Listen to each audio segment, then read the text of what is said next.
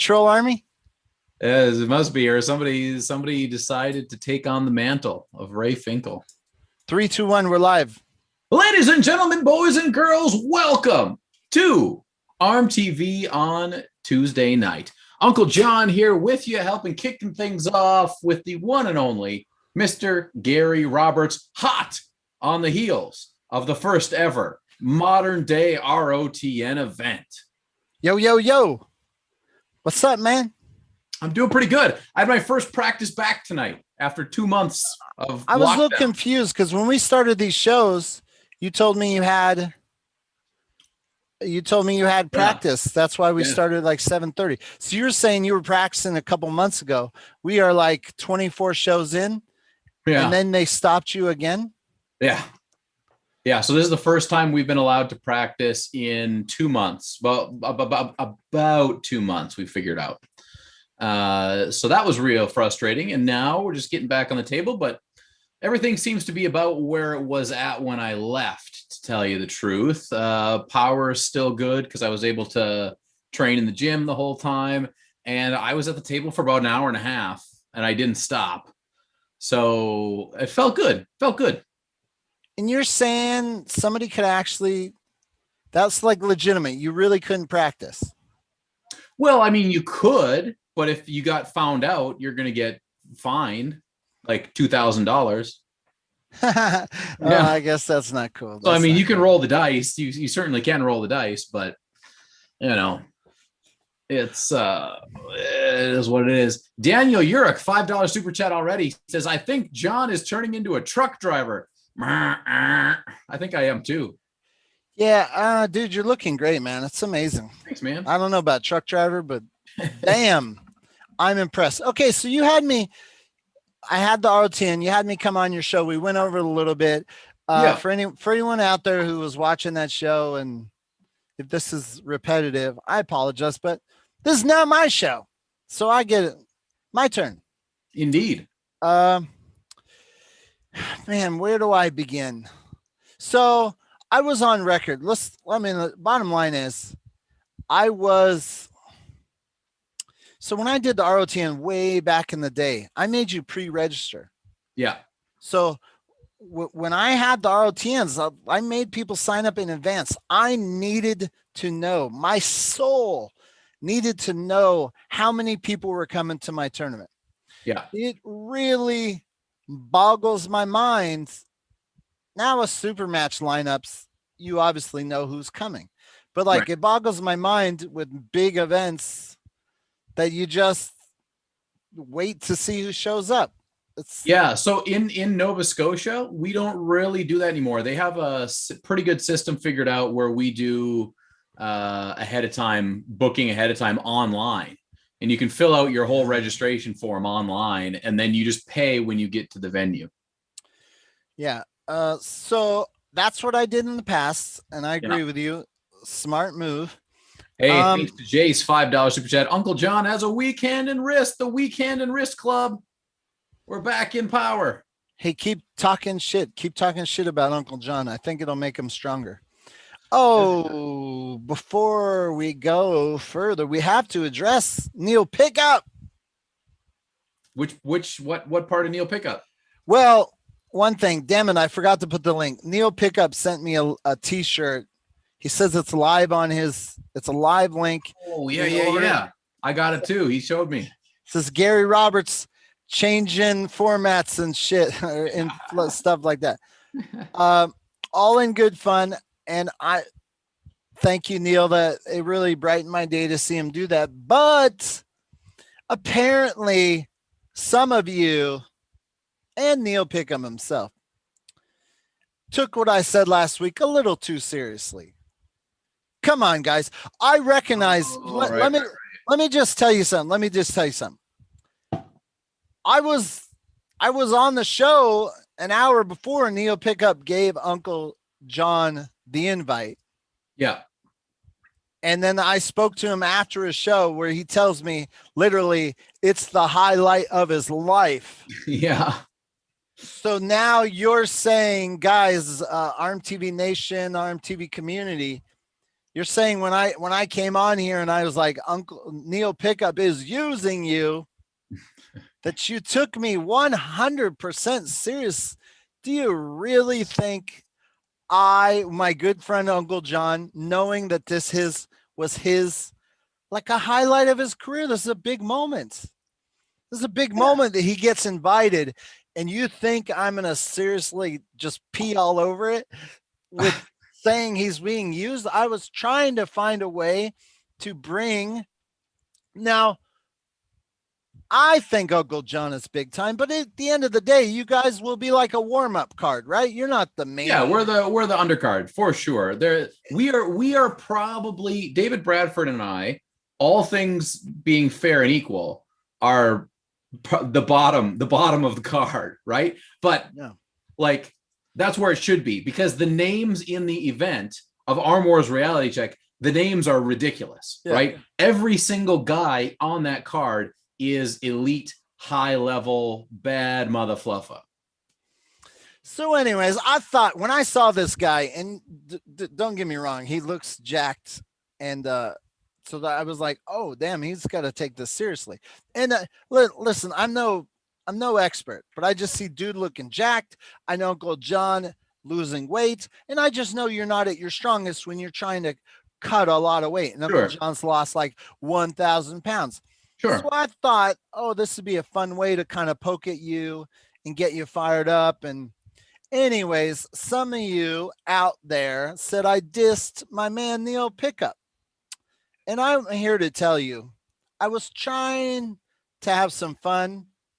I thought it was tongue in cheek when I tipped the hand, when I said, Neil Pickup knows that you're gonna be the next big star. Now, I know you're going to do well because you're awesome. But I mean, I thought I was being funny, you know.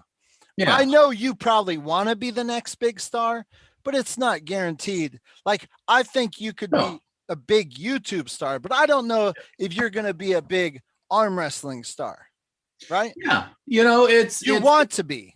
I of course I would love to be the best arm wrestler on the planet, but look, at the end of the day, I am 37 years old, which still gives me plenty of time. Don't get me wrong. But I'm going to do as much as I can, but my main focus is to entertain people. My main focus is not to be the best arm wrestler on the planet. My main focus is to entertain people while I get to do something that I love to do. So, and I don't plan on being big enough to be the best arm wrestler on the planet either. I'm not going back up to 300 pounds for anything. So, you know, I'll shoot to be one of the best in North America at 200 pounds or less, for sure. And what is cool is your, you know, we've spoken about it before, is your social media presence or people's social media, you know, it just helps. If you want to gain in the world of arm wrestling, it's just going to help to have a social media presence. So we wish you the best of luck in doing that. But the point of the story is, at no point did I mean to diss my man Neil Pickup. I thought what'd you call it? What's a work? Work and a shoot. So work and a shoot. It was kind of, I was trying. It was a work, right? Yeah. I thought I was. Yeah, it was kind of, sort of pre-planned, sort of, kind of, yeah. Anyways, you guys out there, you know I love my man Uncle John and Neil Pickup, but don't get me wrong. There's some truth in the whole story where I need you to train hard because dude looks jacked and ripped. And oh yeah. And I think Neil's biggest issue is like he does not, obviously he wants wars, you know, arm wars. He did the whole like he knows you're gonna get smoked and blah blah blah. And I was trying to be funny. Yeah. Anyways, like always, I'm not very successful when I'm trying to do something without much thought. But that being said, love my man, Uncle John and Neil Pickup. And of course, we wish you the best and I still want your card to have more views than all the other cards. Oh, we're going to smash it. David and we're going to battle. And I'm planning, like, I will die. I will basically die at Arm Wars if that's what I need to do. And I know you're going to do your best, and we'll be right here to cheer you on, brother. Beautiful. Hey, before we get too far down the road, we got a couple questions and a couple more super chats. Brandon Daniels says, Uncle John, on your neutral grip pull-ups, do you use a false grip like Travis to activate forearm flexors. So I was on Chance Shaw's podcast last night. He's kind of starting up a weekly thing now. Yeah. And I talked a little bit about my pull-up routine because I do an absurd amount of pull-ups. And so I do multiple variations where I'm neutral close, neutral far, and then with fat grips. So yes, I do use a false grip like Travis. I use this, but I don't focus so much on getting my cup in. What I focus on is my finger flexion, right? I get that in there and I want that to just hold real tight, slight kink. But that's what I'm doing 99% of the time. If I'm doing under, sometimes I'll do under. That's when I will use, I don't like how it feels if I'm doing under with my thumb out. So I will do full on. And you know what else I do, Gary? I do the Jerry Cadorette pull-ups. Remember the Jerry Cadorette pull-ups from that video you did a million years ago? Yeah. I do those too. Amazing. Then we got Mike Garza. He says, what is Pablo's full name? The bearded guy who won the ROTN. Is he a high-level puller? Can videos be found of him on YouTube? Yes. So it's Pavlo with a V. Pavlo Durbidyev. Wow, you said that really good. Thank you. I looked at it for a long time to try to figure out how to say it. But so here's my take on Pavlo. Pavlo, high up there in North America. In North America, on the elite path, very much so. He goes to any tournament in North America at his weight, probably 242. I'm sure he can make. Maybe he can make 220, maybe not. But I would assume that he would do very well in most tournaments, probably hitting podium, because he is very good, and he's all over the place on YouTube. He's in quite a few of Brad Cook's 217 videos. Ooh, got the scorecard. Nice.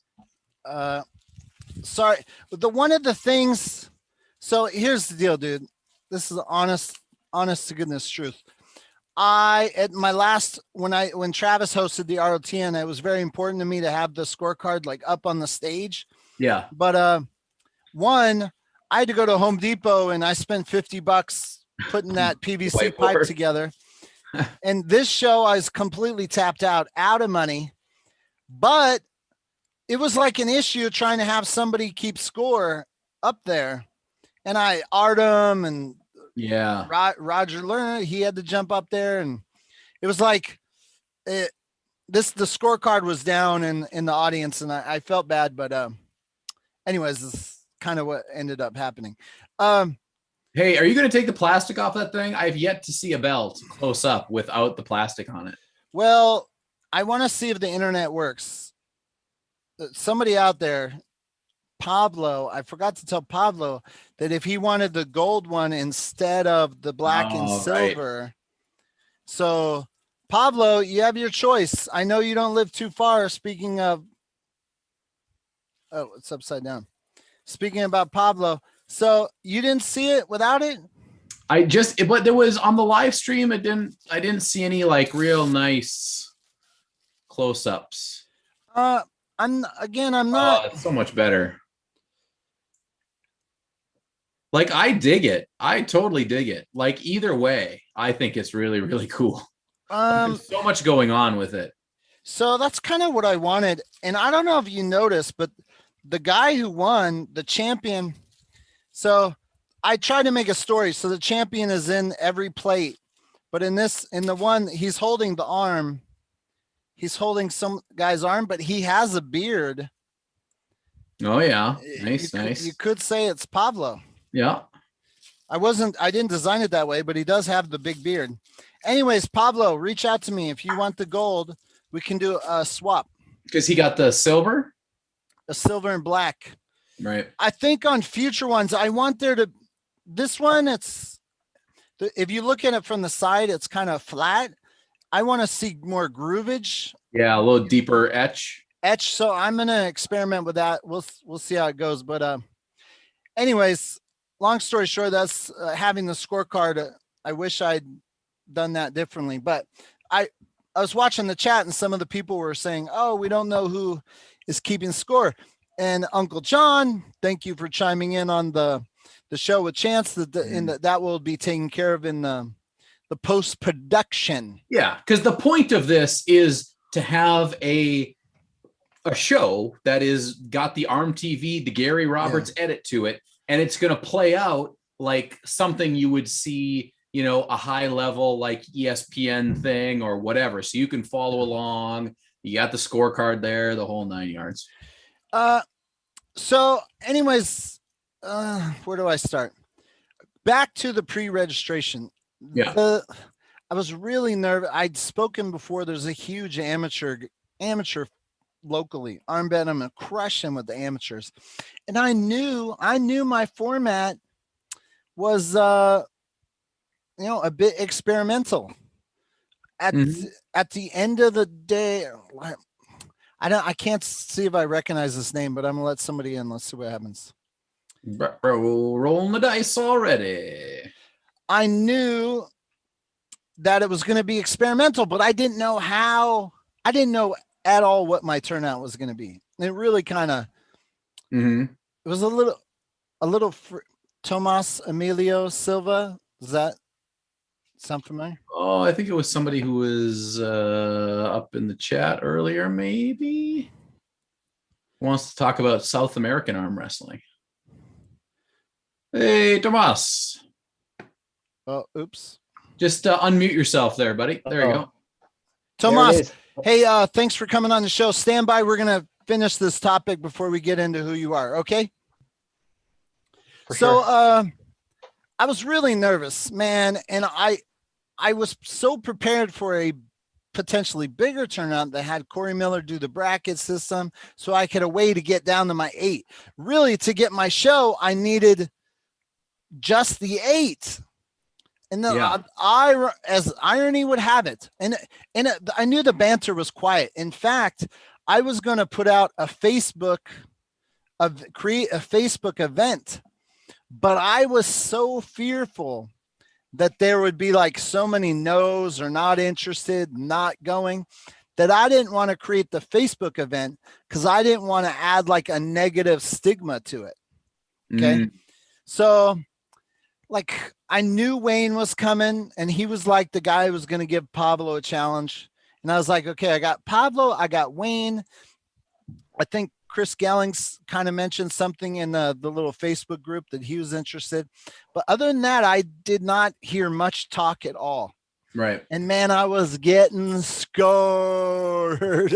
Oh my God, I was so nervous. Well, anyways, because I was so nervous of the turnout, I offered free entries to the first 30. And Friday night, I put out the message like, hey, free entries. And I only had 10 reservations. And I was like, oh, this is going to be bad. The turnout is going to be so bad. When you have given away 30 and you don't use up 20 of them, that's a bad sign. However, the guys that did show up, whoa. Yeah, especially those top 5. So the thing is, I didn't have an audience, but what I did have was the guys who came to support. Each and every person, like, it contributed to a moment. And of course, you can easily talk about the big guys. The race between Brent and Pablo. In fact, I haven't reviewed all the tape, but I think at the end of the day, I kind of feel like Brent Rockers had more wins over Pablo than reverse, right? It's very possible. I think Brett Rockers, even though he didn't win in the end, he might have been the storyline hero, possibly. Yeah. So, and the thing about Brent is that the guy who puts on the strongest badge in Missouri, HD Bilbo. Yep. He messaged me like Thursday or Wednesday night, and he's like, "Hey, Brent Rockers is going up there," and I haven't talked to Brent in so long. I didn't even have his number, and my heart dropped. I was like, not because I was happy he was coming to compete, but I was happy he was coming because I hadn't seen him in so long, and I was just excited. And I knew Brent was awesome back in the day, but to be honest, I didn't realize he was still cracking. He's still as good as ever, in my opinion. Yeah. He might be better now. He might be better now than he was 10 years ago, to tell you the truth. Yeah. So I told him, I was like, dude, I did not realize you were going to F this place up. And he's like, dude, endurance, that's my That's my thing. Yeah. And so what I really loved about that day is because my vision, the things that I want to do,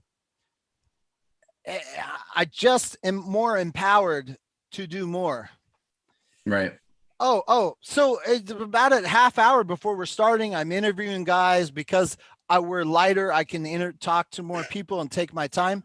And I'm like, well, using Corey's bracket system, we had 8 classes. There was 2 guys in the first 4 classes and 1 guy in the next 4 classes. And I was like, am I really going to have 2 guys arm wrestle and then 1 guy sit and just watch?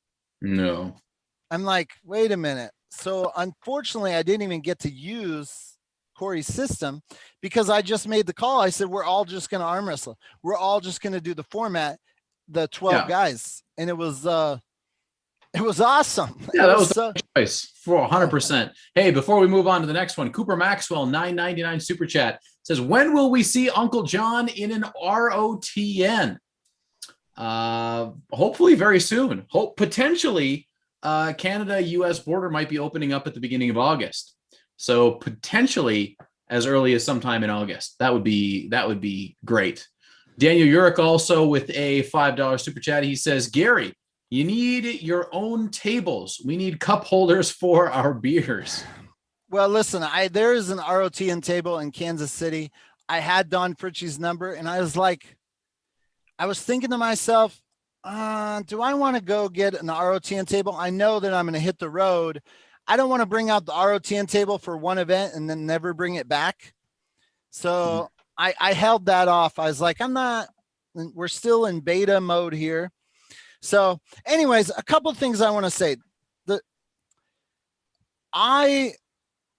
Initially, the format, I knew it was going to be tough. And it intimidated a lot of amateurs. They didn't even want to come participate or spectate. I'm a little saddened by my guys, my friends. Adam, Scott, you guys told me you were coming. You didn't even show up to watch. That's surprised me. I got psyched out. But this guy Cole Casper, he was 158 pounds. Yeah. I feel like this format, when I was saying, okay, what could this format do? It's like it could discover talent, especially the lighter weight. If you could come in a lighter weight and you could do something cool, that could be a potential tell for who could be awesome in the sport. And I feel like we definitely got that with Cole. Dimitri, Pablo's son, I wasn't even sure I should let him enter because I was like, okay, jump in. Right? Yeah, but dude, him and Urbano Ponce, the heaviest guy in the class, at like 300 and something pounds. Dimitri took his hand on like a hit, and it's like, dude, that was like a moment. Yeah. He didn't win the match, but that was like a great moment for a smaller weight guy. So what I love about this format is that there was a little bit of space for everyone to do something. And I'm just continually empowered to go forward. The power lock, I feel like the arm wrestlers were definitely trying to do all that they could at first to avoid getting into the power lock, especially Wayne. He wanted to just go right to a top roll. Yeah. Yeah. I was like, Wayne, we can't do that. We can't do that. So I think he got better. So I'm happy about that. And a special shout out to Wayne. Wayne knew the format was not going to be amazing for him, but he still came out and he was awesome about it. He's like, my arm is so long. That whole setup doesn't benefit me. But Wayne Withers is no wuss, man. He took the challenge. Huge balls. Yeah, he took the challenge head on. And I told him I feel bad. As like, I know you didn't, do as well as we'd hoped you would do, but I mean, you mixed it up. You made it interesting. And for me, that's what it's all about. For me going forward, I don't need events where 4,000 people show up. I need events where 4,000 people want to watch it. We're not there yet, but that's the goal. And I feel like everything we did this weekend showed signs that we're there. I do agree. There were some examples where guys clear, like Cole Casper. His one weakness was he's got his hand taken, or he straight up just gave his hand, but his arm was like, a brick house, didn't move. And I'm still unsure. So the fact that he can go do this and then slip, and then he gets benefited by going right into some place he's totally comfortable, where the other guy was the one who dominated and gets penalized. I do agree. I'm not in love with that happening. Yeah. Well, I think you just need more data, right? How often is that going to really happen? I don't know. I don't know what the answer is. Is every single hooker just going to start slipping that way so they can get put into a power lock? Maybe they will, maybe they won't. But it was interesting to see people struggle with the different setups, because it's just, we've done for the last probably 10 to 15 years, literally, we've done the exact same thing, like pretty much every time. The only thing that's new is like the WAL grip and setup, right? So to have this wrench thrown in the whole thing, people are going to take advantage, but it's going to take a while for everybody to figure out what the best way to do that is. Yeah. And when I say, like, okay, when I'm interested in interesting video, I need viewers. I'm pushed towards continuing it just because I think it's interesting and does change it up a little bit. Shout out to Little Man Arm Wrestling. My man Josh, he assisted. He was originally supposed to be the down ref. Then we put him in charge of the live stream, which we didn't really focus on making sure there's a down ref. And after reviewing the tape, I think we did miss some calls on the down ref position, which were you allowing small elbow fouls? Yeah. So the entire thing was, if there was little things, or you would bounce just dancing off the edge, if we didn't think it changed the outcome of the match, we just essentially ignored it. Well, it's certainly so I went back and I watched the Pavlos Kids version of the video, and that's when I saw all the elbows, and then I was like, okay, so, but I understand if we're going to ignore them, because think of how much longer it would have taken if you would have stopped every match for every elbow foul. Oh, you'd still be there. So we did have, when there was like some large ones, we called a straight up running foul. Where I really did like the running foul is where some guy's elbow popped off, came back, but he ended up losing the match. It's like, well, he lost anyways, so why would we have ever stopped that match? That's a good use of a running foul. Hey, let's find out who we have on this show. Start with Tomas. Who are you? Hey guys, how are you? Pleasure to be here. What's up? I am from Chile, very South America, and I wanted to. I actually watch you guys pretty often. I'm a big nerd of arm wrestling. I watch everything there's out there about arm wrestling, all Welcome the competitions. To the club. Cool. We're all nerds here. Feel comfortable at home. Yeah. No, I was actually #2 in South America 2 years ago before COVID hit, and now it's been such a nightmare. Way worse than you guys. It's been the restrictions here in Chile have been awful, and with the vaccination and everything. But we're going forward, and for like almost 2 years, I've been training by myself. I have my handles. I have my home gym.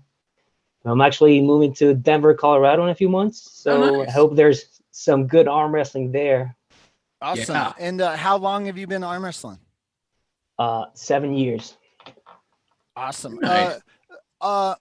Top Roll Productions, Mr. Artem is in the chat. We've invited him on the show in about 15 minutes. We got another topic. He was down in Texas. He did a little Patreon video where he was talking about, too many events, too many nationals, yada, yada. I thought great topic. He said, hey, do you want to talk about it on the show? Boom. We did. So he's going to come on a little bit later. Tomas, did you get a chance to watch the ROTN footage that we posted? I didn't. I'm gonna watch it right now. I actually get to watch everything. You better get to Yeah. it. Better No, get of course. to it. Well, that's one point of I have one of the few people here that speak the language, and there's a huge divide, and they're always asking about videos, instructional videos. You know, I'm sure if any one of us spoke Russian, we would be at least 15% better, probably. Yeah. But of course, there's a lot of So- good content from YouTube in English. You guys, What is you're- the huge divide you're meaning? You're meaning there's guys there that don't speak English? a language barrier. Yeah. That's number one. You know, financial, of course. But I'd love to see more of a mix, especially like they have the WAF European Championship. We should have an official, like, all America, because we have the South America or Latin America championship, even like sponsored by WAF. Nobody hears about it, right? Mm. And it would be beautiful to have like a unified championship with, you know, different formats or WAF format. Doesn't really matter, but it would be so nice to have that. Especially we have so much talent. I mean, Brazil, as you know, is ahead of the curve. They've been in the sport for a while, but Argentina has great athletes. They've been to the US and they're at a very competitive level. Chile is picking up. We have a few athletes that are incredibly good, and we all follow you guys. I mean, some of us with subtitles or asking other people to translate, but it's all these podcasts instead of watching Netflix. That's what I do every day. So Nice. my editing program is now offering a pretty decent subtitling. So I may have to experiment with that. I just, in the past, subtitles. So when I used to work for CrossFit, we had to subtitle a lot of stuff for Latin America. And it was like, man, it's a lot of work. I love y'all, but that's a lot of work to subtitle all But that. now with artificial intelligence, it's even automatic with some of these things. Yeah. They come up right away, right? Yeah. It's definitely getting better. It's definitely getting better. Yeah. Who do we have over to the right? Introduce yourself, bro. Reza Domaganian. Reza. Yeah, what's up, guys? What's up, brother? What brings you to the show tonight? I haven't shot the shit with you for a minute, man. It's been a while since I've seen you, Barry. It's been a long time. When was it? Do you remember how many years? 2013, 2012. Wow, I think you had like a burpees challenge with my martial arts student, Raymar, in Tonopah. I beat his ass. You beat him. He got to like 90 in like a minute, and then he like pushed out and stood there, and he was like, "Oh no, man!" He was getting like stomach cramps, and then you just kept going like a beast. Oh, dude, yeah, I like 5 minutes, but he wouldn't keep going. Yeah. So I was in Tonopah, Nevada, and this kid, I was peak CrossFit, and you know, this kid was like, "Oh, I'm fitter than you," and he challenged me to some burpees, and I did. You do know that you're gonna lose. And he's like, nah. Anyways, I psyched him out. I got to 25 so fast he started to slow down and quit. And I was like, don't quit. Keep going. Hey guys, we have a special guest on here, Danielle Llewellyn. Hold on, asking you to unmute. Danielle. Hello. Hey, thanks for coming on. Yeah. So you guys can stop talking the ref now. Danielle, in my mind, here's the deal. I'm just gonna tell you guys out there, I'm number one at talent discovery. Okay, I know hotness, I know amazingness, I know stars when I see them.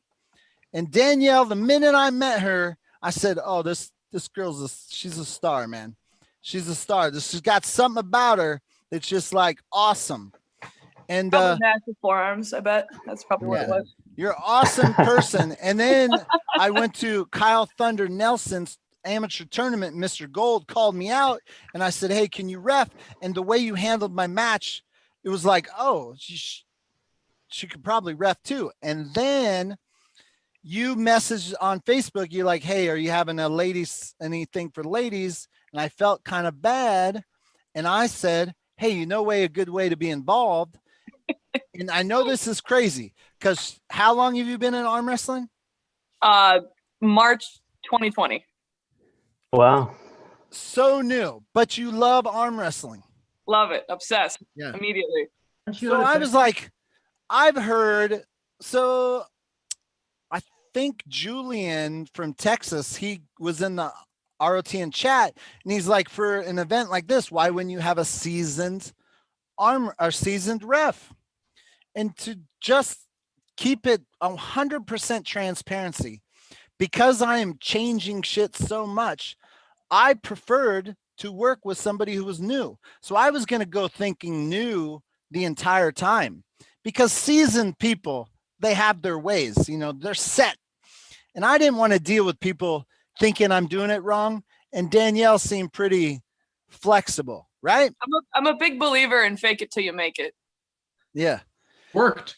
So I kind of want to focus on, you said after it was over, you're like, oh man, I learned a lot just now. Like go in, what kind of describe the experience from beginning to end and what did you learn as you went? Sure. Well, starting off, I mean, even just learning about just right away, we had the biggest guys there, right? So setting those two up made sense because they're about the same size. But then as you get a big guy on the table and, you know, they start chipping down, getting down the line to smaller and smaller people. Not that anyone there was small, but I even learned about like just lining up someone who's like 6'6" with someone who's 5'10", and, you know, getting a fair start. I mean, that was a whole that was a whole thing I, you know, hadn't even you know, anticipated and learned a lot about there.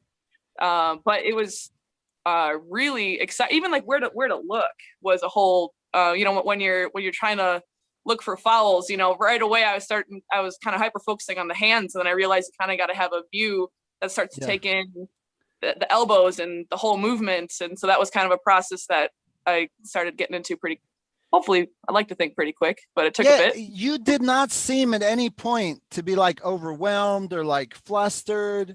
Like you really handled the pressure of it. Did you feel any pressure?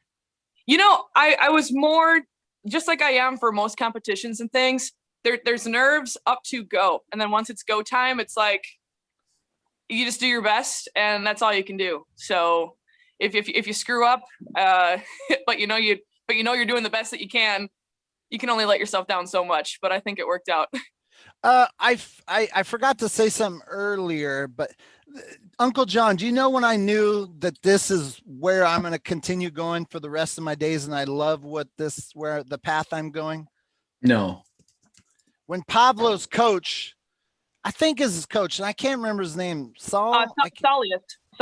Saul? Yeah. I knew him from way back in the day. Anyways, he was like, where's the rest? Where's Pablo's rest? Are you not going to let him rest? And I was like, there's no rest here. He's like, oh, that's unfair. That's unfair. And I'm like, that's the rush. So brutal. It was, I almost want to participate in a tournament with that format, because like, I mean that in an exciting way. Yeah. I mean,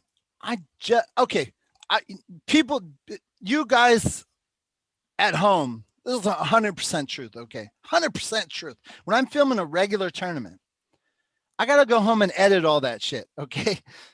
It's a lot of work to edit it and get it to how I kind of want the flow, the consistency to be as a viewer for when you watch it. So for me, right out of the bat, when I was thinking about something quicker, it was really so I could edit less also, like going straight to Uncle John, what did you think about getting rid of the 30 seconds, find your own grip? Did you have a problem with it? No, I didn't. I mean, as a viewer, definitely not. I thought it went at a very good clip. What do you mean as a viewer? Are you saying as an arm wrestler you wouldn't like it? As an arm wrestler, I want to screw around in the setup as long as I possibly can because I have more endurance than you do. Period. That's how I train, right? So if they give me 60 seconds before we go to a ref script, I will take every one of those 60 seconds and I will lean on your arm as hard as I possibly can, and I will bait you into fighting me. So it's 100% to try to get over on a guy a little bit. Yeah. Tomas, do you like that, getting your own grip and fumbling around? Well, I don't know, like what Danielle was saying, especially when you have a different lengths, and especially I see that a lot in the US, that the spacing between the thumbs is kind of big, right? Especially you see like a Met Mask, sort of like highly pronated, super high. So it's just like such a stubborn grip. And but yeah, going straight to the strap, maybe it's not always good, because like you have Zola, for example. I don't think he would have won if he had gone straight to the strap, right? I mean, and what changes, Gary? What changes did you make compared to WAF on your tournament? Well, we had the set grip each and every time, but our set grip was like wall, where basically line your webbing, close your thumbs, close your fingers, go. I like that one, but not go to the strap straight, because we in a slip we went to a power lock, baby. So sure, like that? Yeah. Well, I'm a hooker, so we did it. We did a set grip, close your thumbs, close your fingers. Then Danielle said, "I'm going to turn you." Then she said, "Go." Bam. And all right. Uncle John, can you explain to me something? Because I heard Chance say it, and because of my newness and more of just a producer than an arm wrestler, he said I'm not 100% sure, but I think every guy that wanted the strap got the strap. Is that true? Is that what Chance was saying? Is that? I can't remember 100% exactly the context, but I think maybe what he was trying to get at was that regardless of if they started in the power lock, there were still slips that happened from the power lock, right? Which I didn't mind. Wow. Yeah, I didn't mind that. Yeah. So it's like it's just part of the figuring out process, right? That we will figure out different ways to slip when we start in a hook. I guarantee you that, because this is what we do as arm wrestlers, right? We're little, sneaky guys. So we will figure out a way to take advantage of that too. It's just gonna be a little different, and it's gonna take a minute. So John, for example, just add one thing. For example, 5 years ago, I got my certification for WAF refereeing from a senior referee who goes to world championships and everything. And it's insane how strict they are. Like, but from like a marketing perspective, maybe that's not always something, especially because they take so long to get that grip, right? So that in the middle, Gary, you mentioned the running fouls. I think that's awesome, especially if it does not contribute to winning or losing. Why stop it? Especially if we want to make the sport grow from a television perspective or popularity in general. Yeah, so I kind of, all my default thinking is like, hey, would this be cool to watch? It may not be. Like, for instance, I think it will be cool to watch, though, because a couple things. There wasn't much downtime. You saw a lot of really strong guys get legitimately really tired, and that's exciting for non-arm wrestlers to see. And then we had that insane match between Colt Casper and Wayne Withers. That made it all worth it, to be honest. Yeah. And the thing about it is Wayne handled that like he was so awesome about it. Absolutely. He was like, oh man, I just got, it was. Sportsmanship was off the charts. Yeah. It was great. Somebody in the chat or on the comments under the video after the stream was like, what's up with, like, literally, no, I think it was on Motivational Arm Wrestling, Dimitri's channel.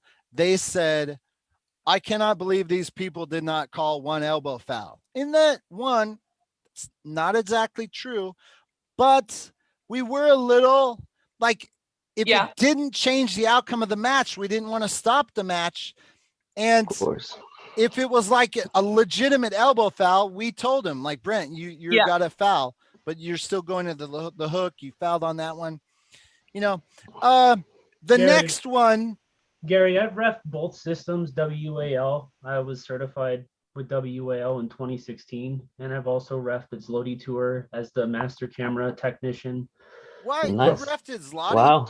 Yeah, I'm actually the master cam tech at Zloty for since 2016. So I do all the instant playbacks for all the matches, all the Vendetta matches that you've seen in Las Vegas. I did the playbacks for those.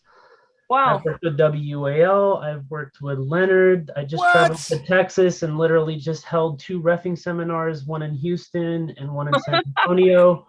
And I see the background. I like the background. I'm just being quiet and listening, and that's the best thing to do often before you speak. But I just hold on. That's an impressive. Wow. Dude, I did not know that we were going to talk about this, and you came on. I didn't know you had that pedigree. You got an opinion with some weight. My bad for not knowing. I mean, I've been out of it, so I didn't know. Give me some slack. I did not know, dude, you were that badass. No, I'm just an average Joe that's been around, bro. You know, I got lucky. You know, I got in with the right people, and I got certified in multiple leagues, and I never signed contracts, and I just made sure to put myself out there as much as possible and try to learn as much as I could during the time. You know, when I met you, I was training with Alan Fisher. Eventually I met Igor, and he trained me for 2 years in Las Vegas and actually certified me in an arm wrestling training program. I'm one of the only Americans that actually carries an arm wrestling training certification to actually train people in the Mazurenko system as well. Nice. So, oh, you are a perfect guy to ask this question before we get into what I want to know what your thoughts are, because I know you have some. But since you said you come from the Mazurenko, you're trained over there, and you just heard us talking that like I'm kind of more on the line of if it's some good entertainment, we'll let a little loosey-goosey over here, which I know is against the WAF official strict. Where do you fall? okay, I believe that it depends on the athletes. So some athletes are comfortable with European style rules, very rigid, strict rules. If the elbow pops a millimeter, they're going to call it.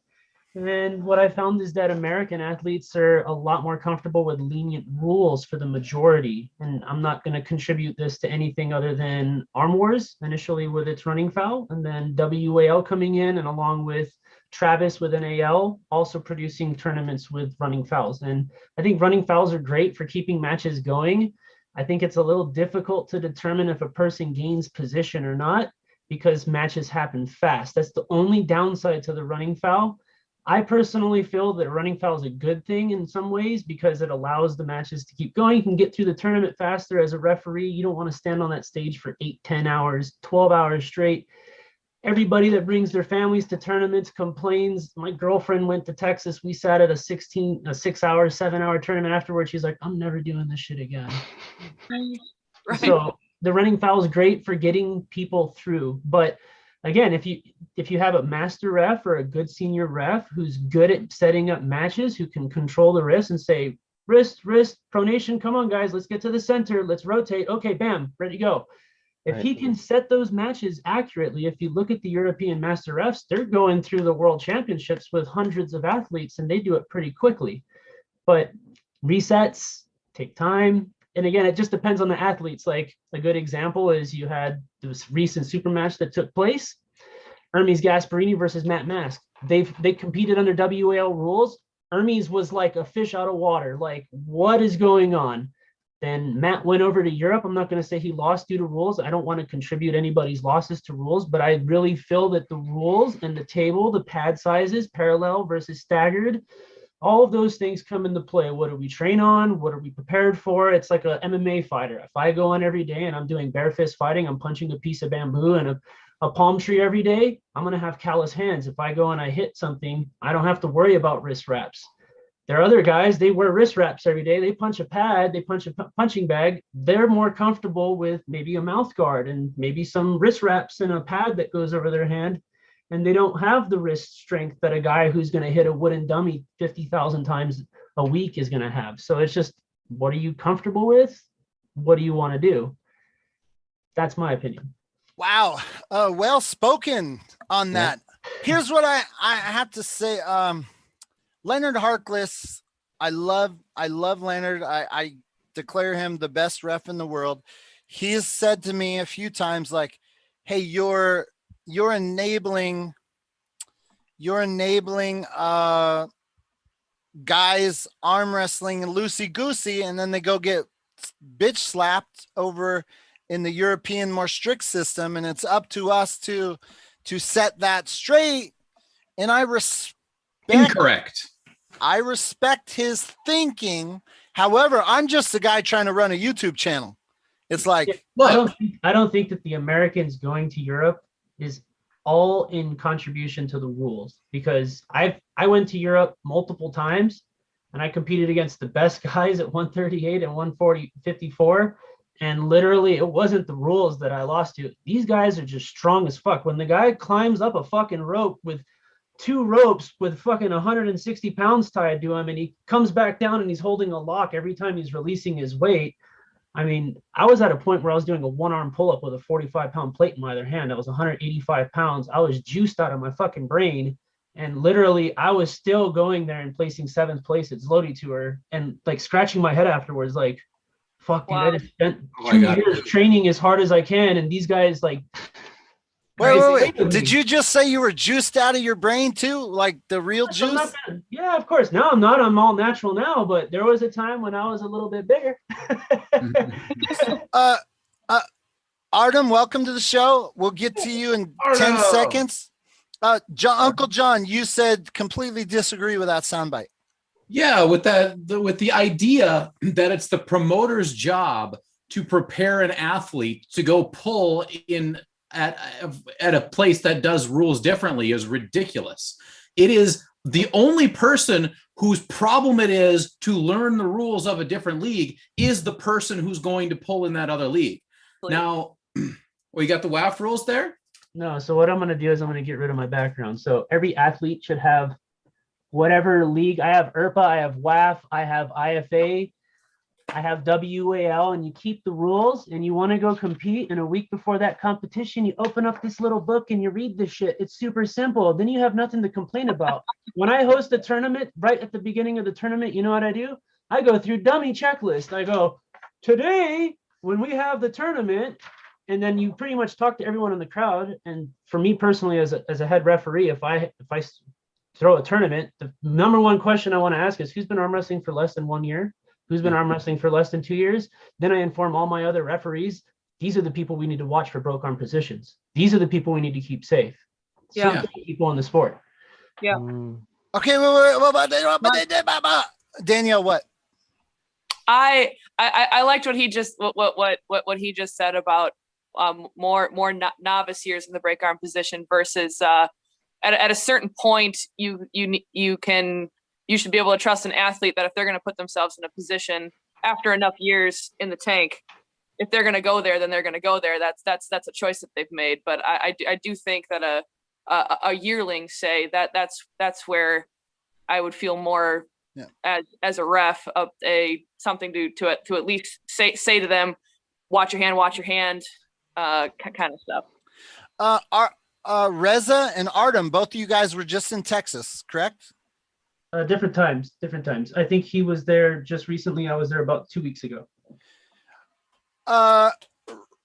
Artem, do you prefer like a system that's a little more loose, like with running fouls, trying to keep matches going, let's have a little entertainment, or strict call everything?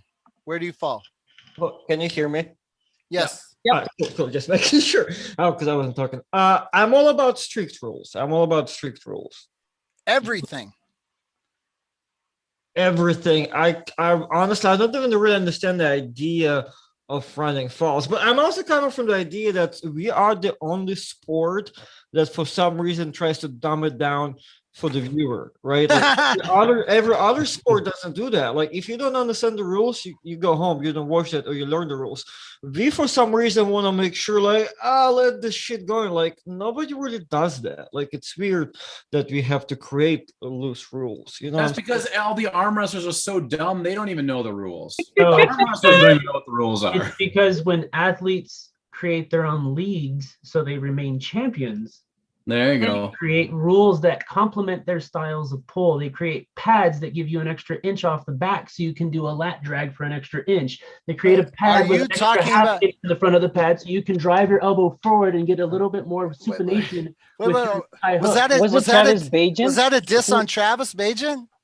Who originally cited those 2 extra inches, It's not just Travis that has done this, though. Devin has utilized the extra movement. Michael utilizes that extra movement. All of the best athletes are manipulating the rules to the best of their abilities. And my job as a ref should be to come up with new rules to counter how they're manipulating the rules. That's why strict rules can help the sport stay a little more pure, because me as an athlete, I've won tournaments and got paid because my objective going and traveling to a tournament was to get paid by going into a losing position. And then the guy's dragging his elbow off the pad, and then I push his elbow off. And then we do it again, and I push his elbow off. And then I win the fucking tournament, and I walk home with a paycheck, and everyone talks shit afterwards, but I go, I got the money, and in history, they remember me as first place. So whatever you want to say what you got to say. It's all good. Right. Wow. This is so interesting. Oh my gosh. Artem, you were just in Texas with Bill Collins. How does Bill Collins run UAL events? Is it very strict? Well, it was pretty good. Like, it was pretty strict. I looked at my own video and I got away with like a lot of elbow fouls I wasn't aware of. So I guess, I don't know, I wasn't called for that. But other than that, like from what I've seen, it was pretty good. Like it was pretty strict. Yeah. So Artem, have you had a chance to watch no. Well, damn it. I want your. So we basically. I was at the tournament when you did that, and we did running fouls, but if it didn't really change the outcome of the match, we didn't call it. I mean, we were a little loose. I mean, how loose were we, Danielle? When if we missed a really big elbow foul, we were pissed about it. We weren't trying to let big. Right, and I think there were 1 or 2 instances where we did just restart a match. Yeah. It wasn't too many, but where it's like. Sorry to interrupt you, Danielle. One thing that I would say that's a downside to allowing matches to continue when elbow fouls occur. I was at Lodi tour with one of my students. Mm-hmm. He was competing. He hit so fast that he thought he got a pin. The athlete looks at the ref and says, "It was a pin." And the ref goes, "No pin." At that moment, the other athlete puts him into a negative position. His elbow pops. As his elbow pops, he tries to rotate and get inward rotation, but instead his shoulder moves and his hand stays behind and he gets an inward spiral humerus fracture. Poland, and we got to go to a hospital as Americans in Poland, and good luck sitting in a place. It was hell. It was hell. Right. For sure. So that's the only thing that I say is you risk the athletes getting injury. That's the only downside. But so one thing Gary did was, I don't know if this would help counteract that or not, is we told everyone before the tournament, because of wanted to make this good for viewers, we did not want anyone to stop pulling until the ref clearly declares a pin. Would that have helped in that case, do you think? I think that in that particular case, they should have actually stopped the match. Yeah. As the other athlete hit in the middle of what one person assumed was a pin, and they should have restarted the match in a neutral position versus allowing them to continue pulling when the athlete's communicating with the ref and this guy's still pulling him and he's not taking the match. He's not focused on what he's doing. You know what I mean? Right. But also WF rules say that you cannot stop pulling until the referee says so. This is true. WAF rules also say that you can't get a foul for the King's move. Just so we're clear on that. Here's the man. Or you can pull like this. Yeah, you can Oh, do that boy. too. No problem. This shit all day, you know, like They posted a video on about IFA today or yesterday with the two girls with a translation about that particular move, I think. I want to just close out ROTN so I can move on. I want to talk about what Artem came here for. I just want to shout out for the thing I learned about this weekend. Light turnout, but awesome guys. It can't be said enough how much one guy can contribute to like making something awesome. It's like everyone matters, right? These guys got Urbano, this big dude I never met before, Wayne, Pablo, Chris, and then Doug Allen. Doug Allen, all of his team drove 1 hour to go to another tournament, and he went the opposite direction to come support the ROTN. It was 100% a bro favor. Like he wanted to see me. We hadn't seen each other. Had we not had that rapport from back in the day, he probably would not have come. So thanks to Doug for coming to support his old homie. I love the energy that he gave. He totally, every match he was, what I told Doug, what I love about him is the minute a match stops, he's kind of like Michael Todd. It's like he just recognizes, he turns his energy into like 7 more gears, like, and it was so fun to watch him arm wrestle. I just want to say thanks, Kyle Nelson, for helping out. We had Brent Rockers come too. Yeah, Brent. I shout out Brent earlier in the show. All those guys, because it was a light turnout, the next ROTN that I have, I was gonna go on the road, but I kind of almost want to do it right here again as like a redo to see if I could get it better. Because I don't know. I'm thinking about it. But anyways, if you're listening, that's a good idea. If you're listening out there, thank you very much for the 12 guys who came out. It wasn't big, but man, we did have some fun, didn't we, Danielle? It was intense. It wasn't big. It was intense. Yeah. And I'm gonna do a really good job to try to cut it and make it awesome. So stand by for that. But it'll take a bit to do that. Okay, ROTN done. Well, I'll tell you what. If you're moving on from ROTN, I will stay unless you wanted me to stay. I'll do it. Danielle, listen, Danielle. I'll watch. Danielle. Yeah. Danielle, no, you're a star, dude. You are welcome every week, dude. You're a star, bro. You're a star, man. I'm telling you. Dude, I need more of you always. So Thanks, stick Gary. around. Appreciate Stick it. around. Hey, Gary, I actually have to go. Pleasure to meet you all. I hope I have another chance to join again. And Tomas, everybody, it's been a pleasure. What is your time zone in Chile? It's actually early, but I have to go back to work at 9:30. So you're an hour ahead of me in Chicago. Okay, you're like East Coast time. Gotcha. Yeah. All right. Yes. Have a great night, sir. Thank you for everything. Bye-bye. Take it easy, buddy. Artem. Hey. Oh, if you want more ROTN events, join my Patreon. As you see, my jar is empty. All of that money went to putting on that show. Man, these tournaments, they're expensive. Oh, man, I kept coming out of pocket. And I was like, wait a minute, I didn't budget for that. I didn't budget for that. So you were at a tournament this weekend in Texas. Yes, sir. Hey, hold on. We got super chats. Lloyd Christmas says, shout out from Derek's Discord. Also, congrats, Gary, on the tournament. And then also we have a couple from Daniel Urich. He says, we can't call it hooking anymore. The politically correct term is escorting. Hey. And again from Daniel Urich, he says, is arm wrestling really just a way to convince your old ladies and friends it's okay to hold dudes' hands?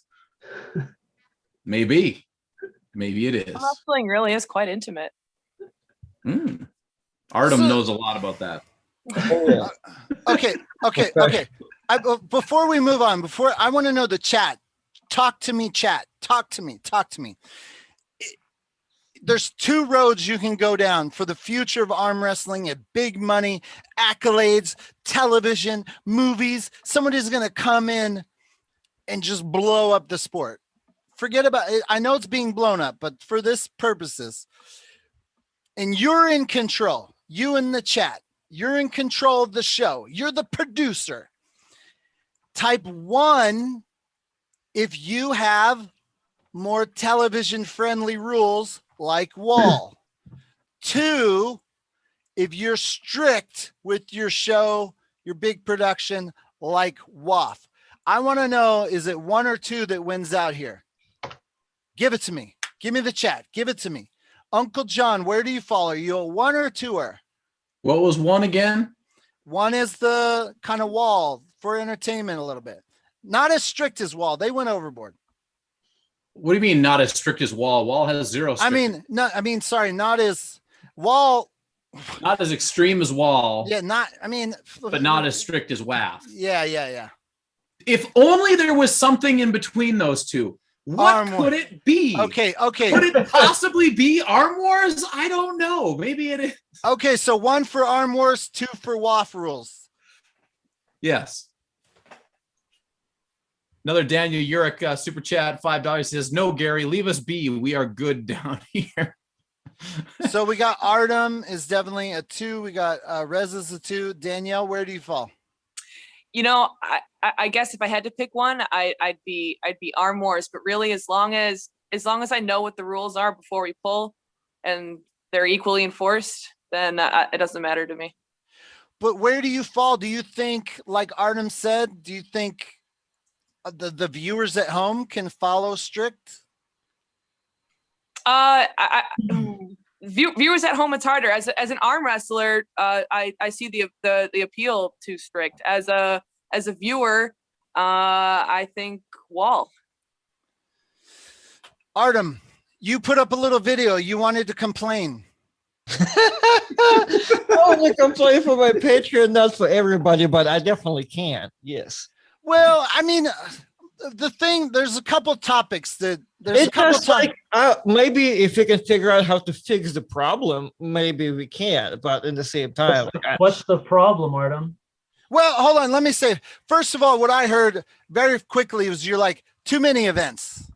Too many events. No, well, too many events have been a problem for a long time, I think. But I'm like, it's COVID. What did you expect? I mean, you're in a different part of like the country. Like I have 3 events. Like this Saturday, we're gonna have 4 events within 4 states, probably. Where in near Florida?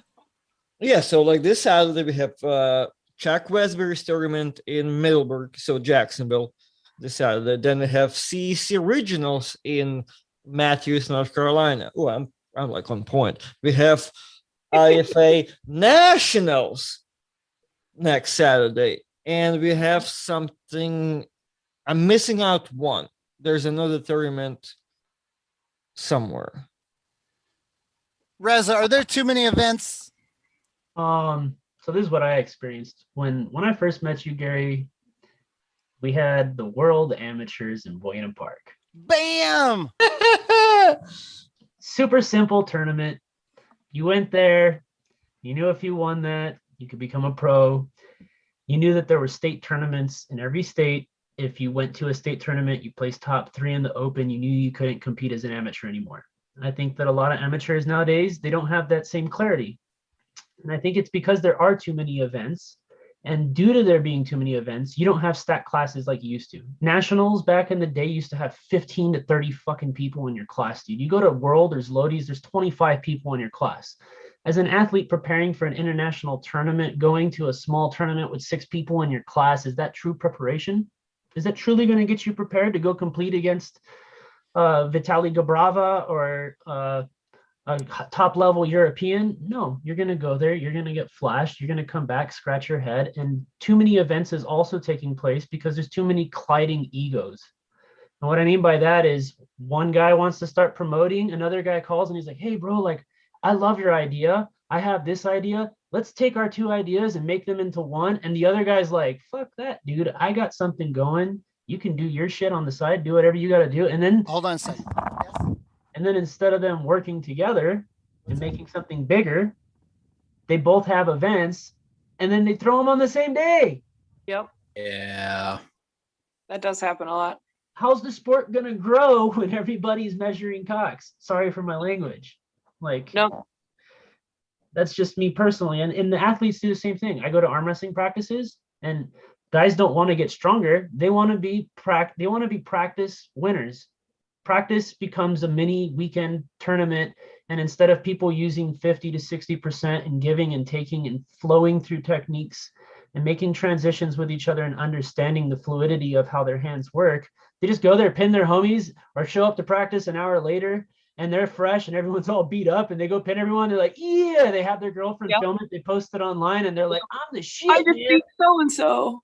So Yeah, but the crazy thing to me too is some people like to go to practice first, then work out. And I'm like, aren't you? No, I want to be fresh for practice. And I'm like, why are you trying to be fresh for practice? It's not a tournament. Like, you work out before, you're tired, then you go work on your moves, and like that's how practice works. People like take rest.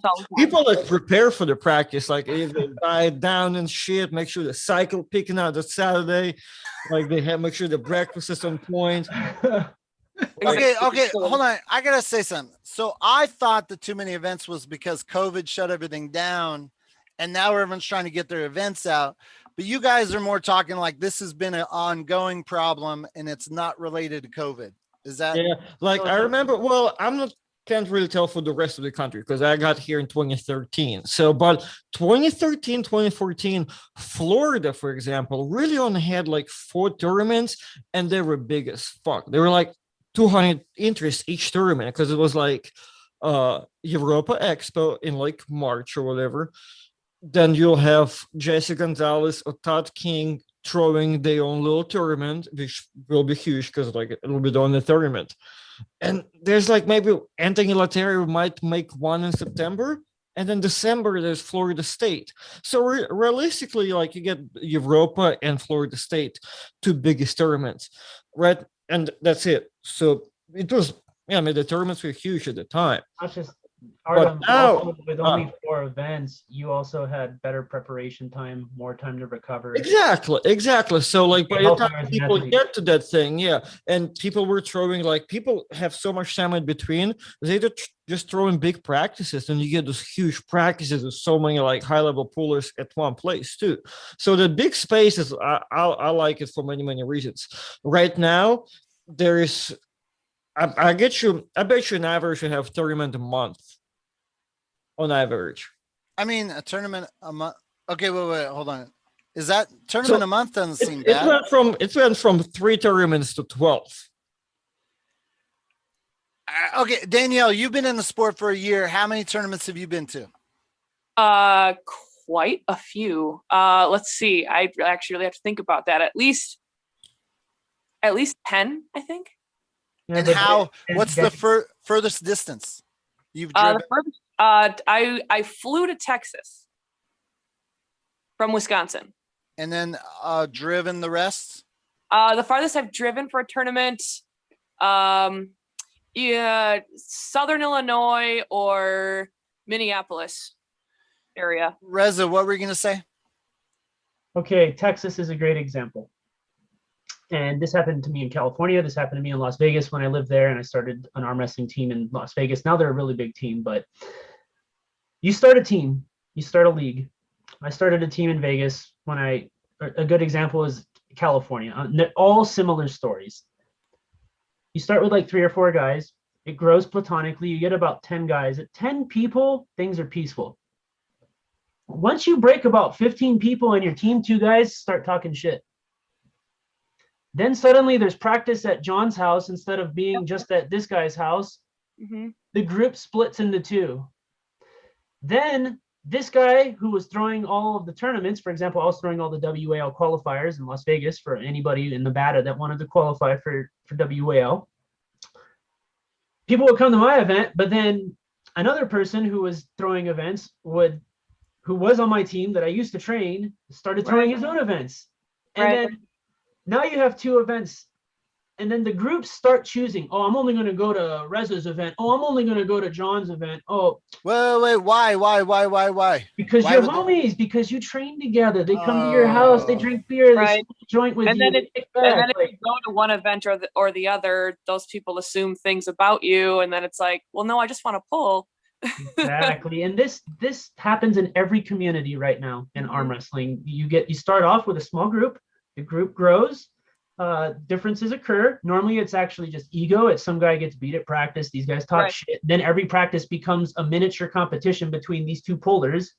And like what I experienced is like guys would show up 30, 40 minutes later just so they could get that win, have their girlfriend film it, and then kind of have that one over. And then they stop showing up. As people stop showing up to practice, they start having their own practices. Now, there's like 5 groups in Vegas and everybody, I only want to train at Brian's house. We do this. Oh, I only want to train with Reza. He does gym time and he does pull time. Like, oh, I don't want to do that. Uncle John, I saw you shaking, nodding a little bit. What do you got to say about what Reza just said? Well, I've seen it all before, right? Like you see it. And one of the issues, one of the big issues that I see with the drama and the splitting, and certain people latch on to certain types of ideas and they like this better because some people do not want, they cannot lose, right? We've got people that have been amateurs for 10 goddamn years. What is your problem? If you're an amateur for 10 years, like Gary, you left. At least you have a reason to be an amateur, right? You can start over again, blah, blah, blah. But if you have been just arm wrestling for 10 godforsaken years and you are still pulling amateur, speak the truth. What's your goal? Preach, baby. I'm fine. If you just want to have fun and you don't want to be serious, I'm actually okay with that. But if you go to a goddamn tournament and you've been in this sport for 10 years and there's 3 people in your class and you get second, and then you go on Facebook and you brag about you got second, but you don't mention that there were only 3 people and you don't mention it was amateurs, get the fuck out of here. Oh, tired of that bullshit. Danielle, you've seen this? Yes, I have. Yes, I have. Wait. Are you telling me somebody will go to a tournament with 2 or 3 guys in their class and they'll brag that they got second place on Facebook? And then if you call them out on it, it's you'll hear all the excuses for Gary, Gary, for my family. Gary, I've seen people go to nationals where there were literally 4 people in the class and they took second place and they brag about that second place till today, bro. Till today. And the 2 people they beat to take second should have been amateurs. Mm-hmm. I would like to say, Eric Rasen, thank you very much. Always supporting us, being in the chat. If you guys don't know Eric Rasen, check out the Arm Wrestling Archives. This guy is his head, how he retains all of this knowledge, I will never know. But when he speaks, he says there aren't too many events, but not every tournament can be huge. Promoters who are frustrated by this should either lower their expectations or step up their promotions. There has consistently been about 150 to 200 tournaments a year in the US going back 15 years. What say you bitches? That's a professional answer to the question, I guess. Yeah. I think he's approaching it professionally, but in the same sense, you got to look at it like this. If I want to throw a tournament and I schedule it for next Wednesday, and then Travis comes into town and he's like, yo, man, I got this tournament. Everyone's going to come. Let's fuck shit up. And then the next thing you know, everyone's like, I don't want to hang out with Reza. Travis is a lot cooler. Let's go hang out with Travis. You're saying you had a tournament in Texas and then Travis? No. I'm just giving an example. That's never happened. Me and Travis are homies. He would never do that to me, but I'm just saying that promoters step on each other's feet and it affects events. Well, can I just chime in? Since I've returned from the sport, one of the most glaring problems, and I'm on record as talking about it, is the lack of official calendar that I can check as a promoter. Like that's what I was gonna say. I mean, dude, we used to have the Northeast board. Everyone who's been around knows about that. I used to be able to go on it. The tournaments this month were pinned to the top. You could see the state in the title. Man, you could know. I, as the guy who was filming for ARMTV, I could schedule out 2 months. I knew everything by one freaking little page. And you all losers don't have that now. What? As a newer puller, it's really hard for me to know, like I don't think the fact that there are so many events is a problem, because that's a good thing, right, for our sport. But what's hard for me to know is what tournaments advance my goals. Like if I just want to pull and that's it, then it really doesn't matter where I go. But what if I care about if it's an Arnold qualifier? What if I care about if there's money? What if I care about these qualify you for this or that, the other thing? Where's that list, and how do I find out, and where do I need to be? You know, where's that's that hard for me list? to find out. There's actually an app. There's all the events that there's an app for that. There There's is a lot an to app. that. There's an app from Al Gross. It's called GT All Sports. There's arm wrestling thing. You make a profile, tells you all the practices around you. It tells you all the events that are coming and all the events in the past.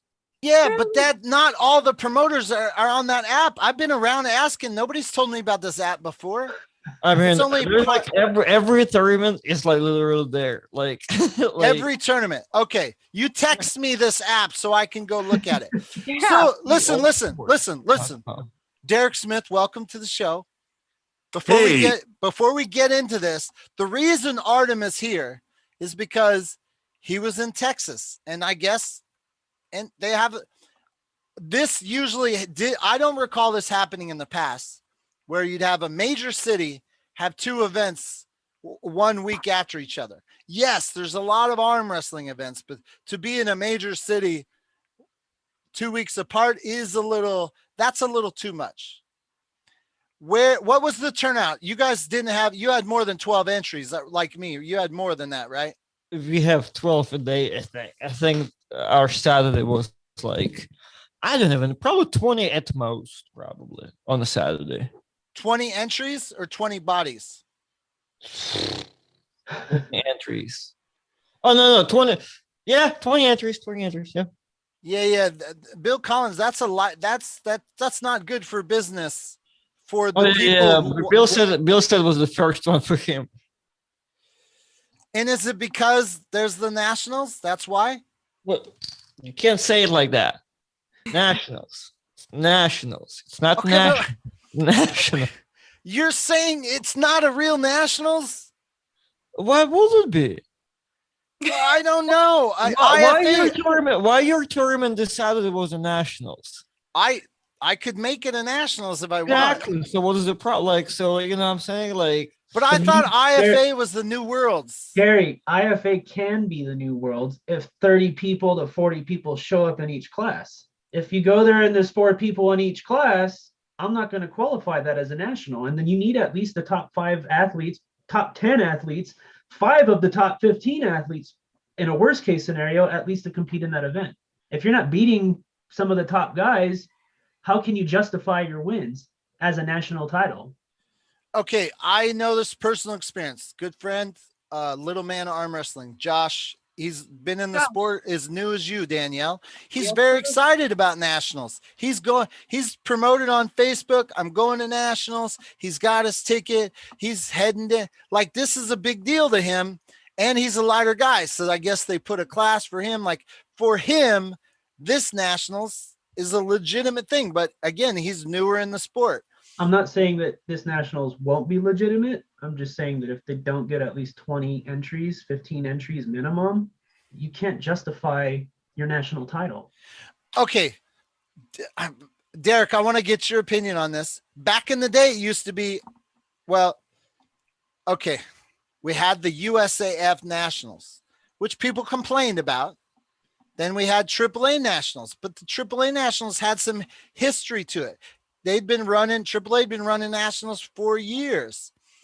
Then there was the official USAF nationals that got you to worlds.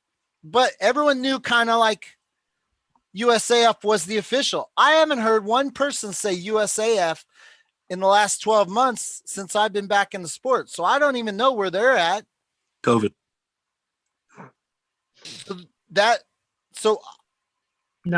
Okay, I'm going to give you guys a little history here. WAF had referees.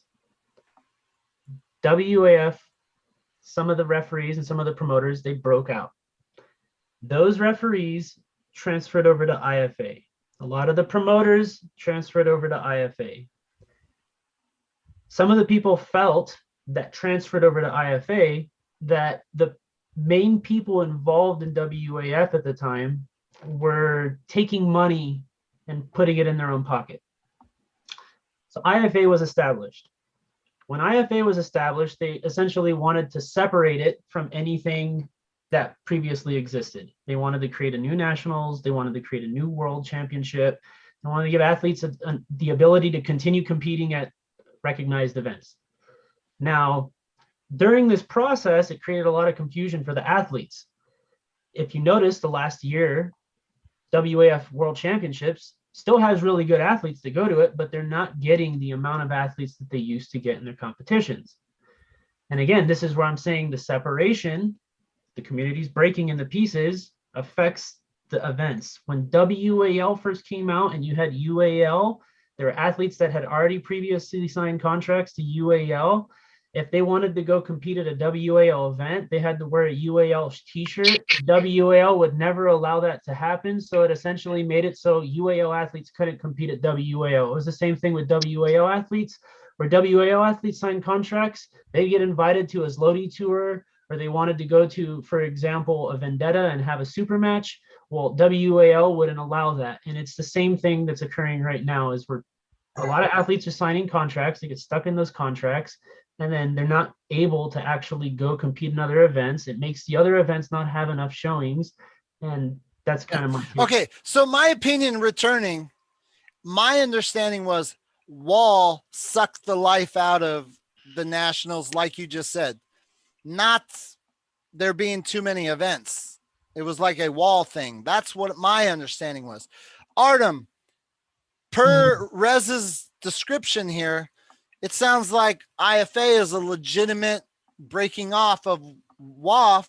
Why do you quote it? Well, because first of all, I think we should only have one nationals anyway. And I don't think we need another IFA title thing, right? Like they should. I think when you weren't here, we still had like 15,000 nationals. And like, I think a couple years ago, they only switched it to one, right? I think AAA canceled there. I think it was only USAF or something. Like 1 year before COVID. I'm not sure. I think maybe Reza remembers better. Yeah, it was USAF, but the downside is in Las Vegas when they held nationals, there was almost no showings. And that was, again, because WAL was in existence and a lot of the athletes migrated over to WAL. So what he's saying is valid, which is WAL, the existence of WAL affected the showings of other events, but it wasn't just WAL, because you had Igor signing contracts with athletes. You also had people that were potentially going to Arm Wars. You had people throwing their own tournaments that didn't want to compete at those big events. So it's Greed. a collaboration. It's exactly what he just said. Greed. Well, in the same time, too, it kind of showed what really people care about, because like not really everybody goes to nationals to actually go to worlds too, you know what I'm saying? So it kind of showed like, oh, well, I mean, I don't care about worlds. I rather will go try to win some money. So I'm going to go WL anyway. So you get the same people that will show to any nationals anyway, kind of like the one that want to actually make that, team. Okay, Derek Smith. Oh, Scott Wynn, welcome to the show. We'll get to you in 1 second. Derek Smith. We met back in the day. I felt back then, 2010, Nationals had pretty strong presence. What is your opinion over the 10 years? What do you think? Well, what's changed? Well, I mean, to keep Uncle John's energy from earlier, these goddamn promoters and these goddamn athletes trying to seek out these goddamn national championships, then not going to worlds, So they're just kind of treading water over here, trying to win an illegitimate national title here so they can have the medal and tell their local newspaper that they're a national champion. And then we send a C squad over to Worlds because no one wants to pay the money to go over there because it's too expensive. And so then guys like me go over there and get my ass kicked, but I have a great time doing it.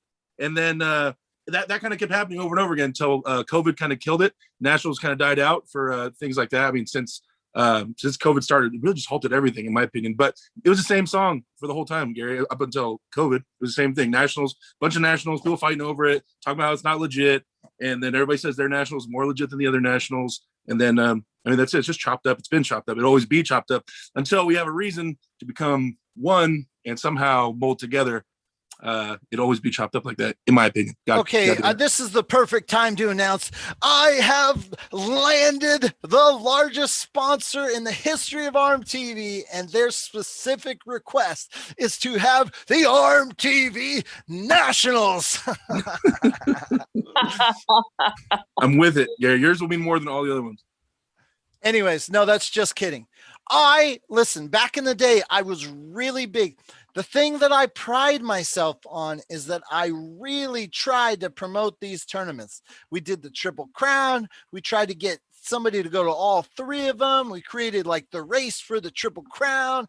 I mean, I tried to get everyone to support all things, but like Artem was saying, one nationals would be cool. But you're telling me that there's now an IAFA and there will be a USAF next year. So there's two nationals again, competing organizations. Well, I mean, Anthony has his nationals too. We have PF nationals, and the size of those are bigger than USAF sometimes. Like every PF nationals I've been to, Simon's going to host USAF. More than likely, Leonard, in association with some European referees, will host IFA, and then Anthony, he's just looking to make money. That's my opinion. And still, like PF nationals, everyone I've been to, like at least the one I've been to, always 300 entries, and you have, Michael Todd showed up. You got Sean Ladder. You have Big Ness showing up there. So technically, it might as well be a more legit national than something else because the classes are deep. Like they did have like 20 people in the class. You know what I'm saying? Like it's a big tournament. So technically, it pretty much deserves that name, but in the same time, it's also it's another national. So Scott Wynn. I got an idea. I got a great idea. Hold on. Hold your great idea. We want to introduce Scott Wynn. Hey, what's up? Hey, everybody.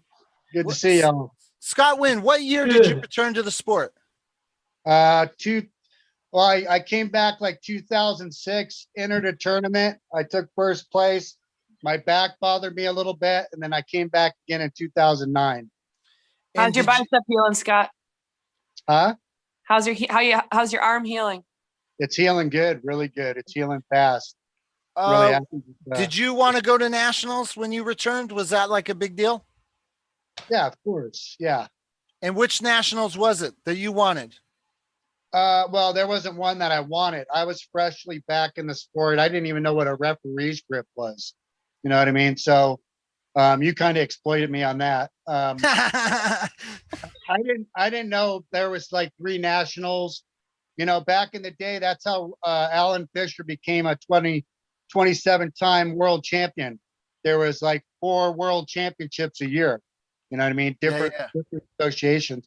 Yeah, and then you enter multiple weight classes and you get multiple world titles right and left. Yes. So are you still chasing a nationals today? Do you want one? Sure. Yeah, I'll always be like competitive to any big tournament that's going to produce top talent pullers. It's a shame that there's so many, but depending on who's throwing it and the caliper, that's what the draw is for me. And Artem quotes IFA. Would you go to IFA or USAF? Where do you fall on there? I'm not picking or choosing. I'm not looking to travel across the country again out of pocket. So the IFA is going to be local as far as Florida. And I don't, again, I mean, no offense to them, but I don't consider it a world championships, a true world championships. It'd be more of a glorified nationals. Hopefully there'll be some foreigners there. I'm sure there'll be a handful, but nothing like a true world championships. Nothing like a WAF that I went to in the past. Like Turkey was one of the biggest, I think the biggest ever so far. Thank you very much. Cobra, before we introduce you, Derek Smith, what is going on over there? Okay, so there's my thoughts on this, right? The World Championships. Wait, no, you got to explain the get up first. Why do I got to explain the get up, Gary? We're in entertainment. When do you got to explain the get up? Okay, go on. John, tell this guy get up. I got to explain the get up. Anyway, so World Championships is the WAF because it has a representative from each country, right? There's federations, and that makes it, because those federations qualify you to go to Worlds. So that makes it the World Championship because there's a presence from that World Championships in each country, right? A federation that represents the World Championships. Now, why do we call anything that people want nationals if there's not a presence in each state to represent that nationals? It's just, I can just throw a tournament down the street and call it nationals just because I feel like calling nationals, because technically anybody from the country can come, so it's nationals. How about if there was an actual, we call those qualifiers. How about that? And then the actual word nationals, you must have a presence. That organization must have a presence in each state to make it a national. Just like the World Championship must have a presence in each country. Wouldn't that make sense? What Uncle John? Okay. Oh shit, Captain John. Uncle John, you're American, but you live in Canada. Correct. Canadians don't seem to have this problem up there. You One guys, nationals. why does it work for you guys? Well, here's the deal. It's a lot different in Canada. And I had to figure this out because in most provinces, in the East Coast anyways, there's like one governing body that handles all of the arm wrestling in the entire province, right? So they carry the insurance, they carry all, like they have all the tables, they run with the referees. So for me, it's Rick Pinkney. He's the man. He runs the whole thing. And then there's a few other people and everybody helps out. But that means there's really no money tournaments here. There's no money tournaments. We have tournaments regularly when COVID doesn't happen, but it's much more of a structured situation, right? And that goes all the way up to the national level. Now there's big dissension in the ranks because of the whole IFA WAF thing, and that's still getting worked out. But That dissension is in Canada too?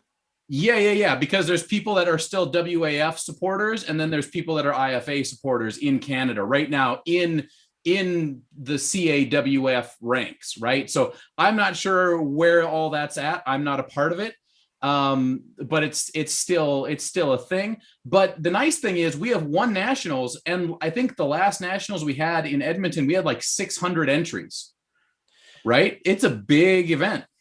If I was new to the sport like Danielle, I would be lost as a mofo to what all you guys are talking about. And that's exactly how I feel. So what would be nice is, like, for example, I'm part of United States Strongman, and I know anyone in the state can host a strongman tournament.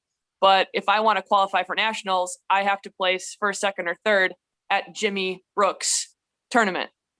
Because he's the United States Strongman rep for Wisconsin. So I know I could participate in any strongman tournament I want and have fun. But if I want to qualify for nationals, I have to go to the state reps tournaments. And like, that's nice and clear for me. Makes sense. Makes too much sense. Daniel Urich, I missed your $5 super chat. No, Gary, leave us be. We are good down here. No, Daniel, we will involve you whether you like it or not. Cobra Rhodes. My man, yeah, boy. What's up, Cobra? Oh my goodness. Motherfucking wrestler in the house. You heard? Yeah, what's up, bro? John Rocks. Hey, Gary Roberts, what's good with you, baby? I love the fact that you love arm wrestling. That makes me love you. Thank you, Cobra. Hey, Uncle John, could you read some of the super chats we missed? King? Yes, sir. We got Richard Lee. Money talks. We could crowdfund a huge prize for nationals. The question is, which one? Santiago Maciel with a $10 super chat as well. Thank you very much, Santiago. Lloyd Christmas, $5 says, who's that fat Justin Bieber? What? Damn it.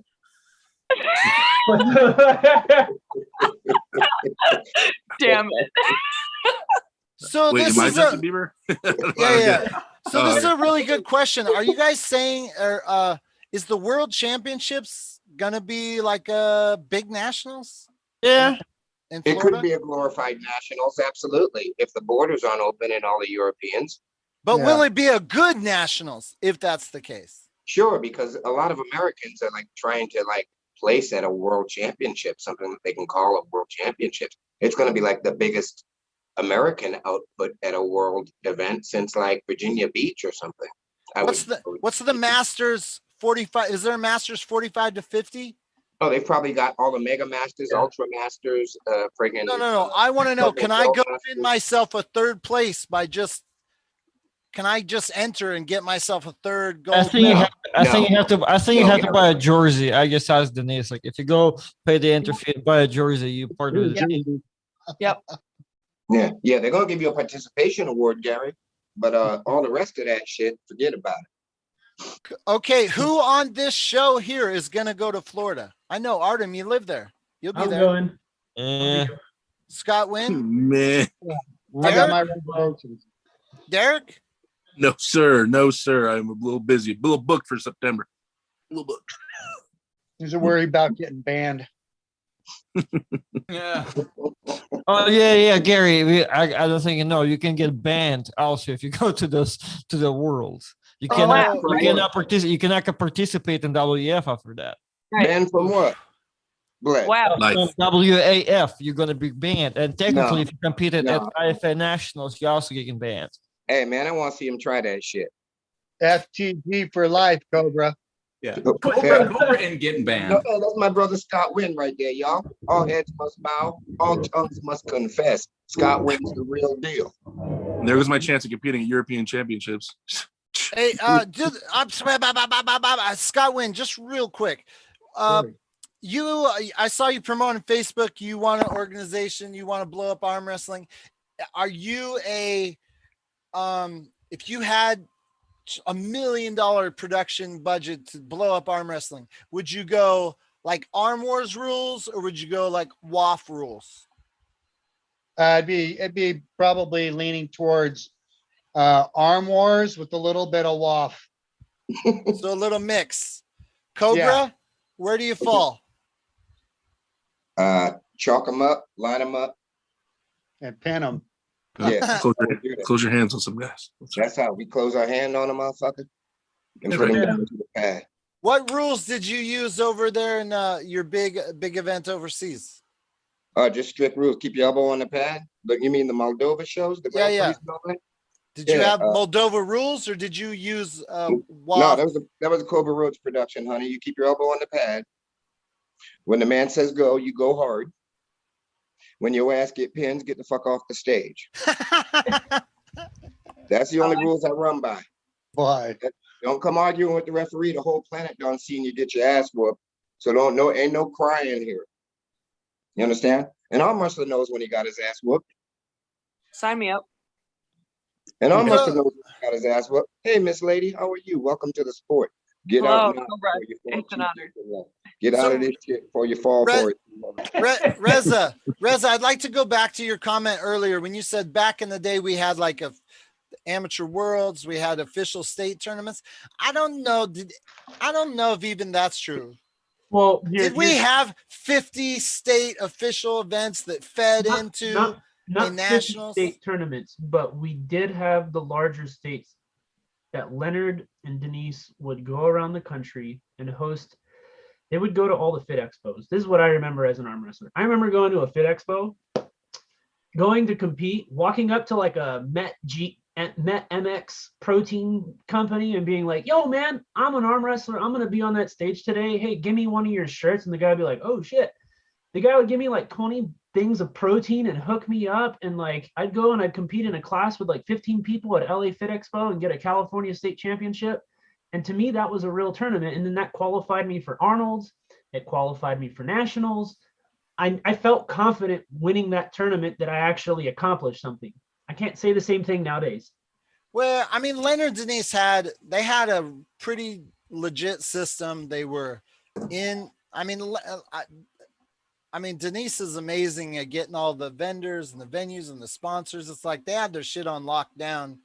And it's like, you know, I don't know. I know she's a I don't know if she can continue doing that for decades, right? She's a grandma for many years. It's like, is there anyone else? I think Corey's taking the place. If you look at Corey, he's developed a new bracket system. If you look at Leonard, he's kind of been molding Corey to, in my opinion, to kind of take over for him when Corey who? Corey Miller. Corey Miller. Yeah, they already stated that Corey would be taking over for them. Yeah. I missed that, Scott. What? They already said that Corey would be taking over their association. He's next in line to take it over. And is he going to hit the 50 tournaments a year that they used to do? I really don't know.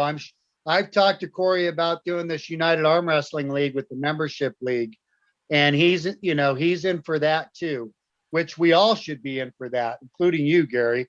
Dude, I'm promoting my Patreon. I've been promoting for 2 months. I got 13 members. Dude, it's hard. Gary, it's Gary, hard to get it. Yeah. If I can interrupt without, hey, Reza, Master, sorry, Scott, Uncle John Rocks, everybody. Sorry, this is going to be quick and painless. I'm not going to hijack Gary's show. I'm not that way. My last name is Rhodes. But I want you all to know, this is very, very exciting time in arm wrestling. All of these channels on YouTube and Snapface and everything, it's fabulous. Keep doing what you're doing, people. There's not enough blast on that like button. I'm right now in Tulsa, Oklahoma. I have a little project that I'm working on, and I have to go to the gym because Uncle John has written me a training program. I've never looked at weights, and I have to stick to it because I'm about to turn this motherfucker up. Oh, cool. Cobra. Are you saying, Cobra, that I hijacked your show on Sunday? That was accidental. I did not say, I'm sorry. Listen, wait a minute. Whoa, sweet boy, wait a minute. I hijacked your show. I did. I apologize. That came out of your mouth. Listen, I felt bad. Gary, now you damn it. You didn't take a minute. Don't put words in the pimp's mouth. No, I felt like I did hijack your show. Gary? I did. I'm agreeing. I did. I want you all to know that Uncle John rocks. And I got to hit the gym. Uncle John will talk to you in the morning. Reza, I love you, Master. Hey, I've been working on those elbows too. By the way, you guys might not know, Reza at 160 pounds has some of the most deadly elbows I've ever felt in combat from our sparring together. Awesome. He's a little fella, but he will kick your ass. Thank you very much. Y'all have a great night. I'm dropping the mic again, Gary. I'm sorry for hijacking your show. Hey, here's what I gotta say. I saw the sport back in the day. I see it now. This idea of I think it's going to just be more fragmented as YouTube channels grow and this and that. I do not see any way Gary, it doesn't unfragment. Gary, you already have people creating YouTube channels. You have someone like Derek who goes and collaborates with Larry Wills, and then his channel grows. And as everybody grows, what will end up happening is they'll start generating revenue. And as everybody becomes more successful with this social media, social video, stuff like that, all the stuff that we're doing right now, as we do this more and more, it may give us more of a revenue as individuals to throw our own events, to have our own promotions, to assist the promoters that we believe in. Yeah, here's what's going to happen. Travel to those events you want to support. There's going to be the Michael Todd Nationals, the Devin Larrett Nationals, the Larry Wheels Nationals. There's going to be 75 national championships. Well, Scott, maybe this is your time to drop one of your Look, if we organize the sport, and that's obviously what needs to be done from the top to the bottom, we need to organize the sport and get everybody on board. Everybody benefits from this. I mean, everyone. If we like the GoFundMe for East First, East First West, it was a GoFundMe. Now imagine a GoFundMe, but it's a membership. Everybody puts in the same $120 a year. Year after year, there's this huge kitty for payouts, 12 to 24 tournaments a year, depending on how much it grows. Every country keeps their money in their own country. So you become a member in Australia, the money stays in Australia. Every country keeps their money. Therefore, when we travel, there's a big payout tournament. When we go, you can break even. You place down to fifth, hopefully further down, but fourth and fifth place is paying $500. Now we got a unity amongst us. We try to not step on each other's toes. There's more than enough people out there when this sport really starts to grow outside of our circle of arm wrestlers now, that it will blow up and sponsors will be attracted to our sport. Right now, we cannot count on sponsors to continuously support us, because if the tournament doesn't, if it's not a big success, that sponsor's like, yeah, no, I'm not interested anymore. What are you doing for me? especially when you can't wear a sponsored shirt. You know what I mean? This league stuff where you have to wear our jersey, you have to arm wrestle where we say you're allowed to arm wrestle. That shit's got to go. Maybe later on you could pull that stuff when you have real professional teams competing against each other, which that's like the goal, is to create professional arm wrestling at the stage of professional teams, and you can still have super match bouts. WAF was the most organized, and they couldn't even keep it together. They broke it up. That's Yeah, but because they didn't pay out a penny. There's no money payouts. You know, it is. I hate to say But it. they had an organization of many countries, and they Yeah. couldn't even keep it together. As a No, sports they- association, they had organization, but as a business, that to me, what makes a professional athlete is an individual who doesn't have to work a 9 to 5. Agreed. So there are maybe 5 or 6 arm wrestlers in the world that I would classify as truly professional arm wrestlers. The rest of us are just open class pros, which means you go to a tournament, you win 500 to $1,000, you might win $2,000. You go home. Can't quit our day job. Uncle John, do we got some super chats? Oh, we do got at least one. Oh, we got a couple super chats here. We got Georgia Arm Fights, $4.99. The United Arm Wrestling League is the answer. The UAWL. How about that? Lloyd Christmas, shout out from Derek's Discord, the most savage around. Love you, Cobra. Thank you, Lloyd. And Daniel Urich, he says, I'm back. Who's that big blonde chick that hopped on the stream? Scott Wynn, thank you all for those super chats. We really appreciate it. Scott Wynn, how many members of this organization do you currently have? It's not even open right now. Kind of, it's like in limbo. COVID kind of put a damper on the sport in general. We had a tournament lined up last year in Atlanta, Georgia, at the convention center. That was kind of going to be the first blowout, you know.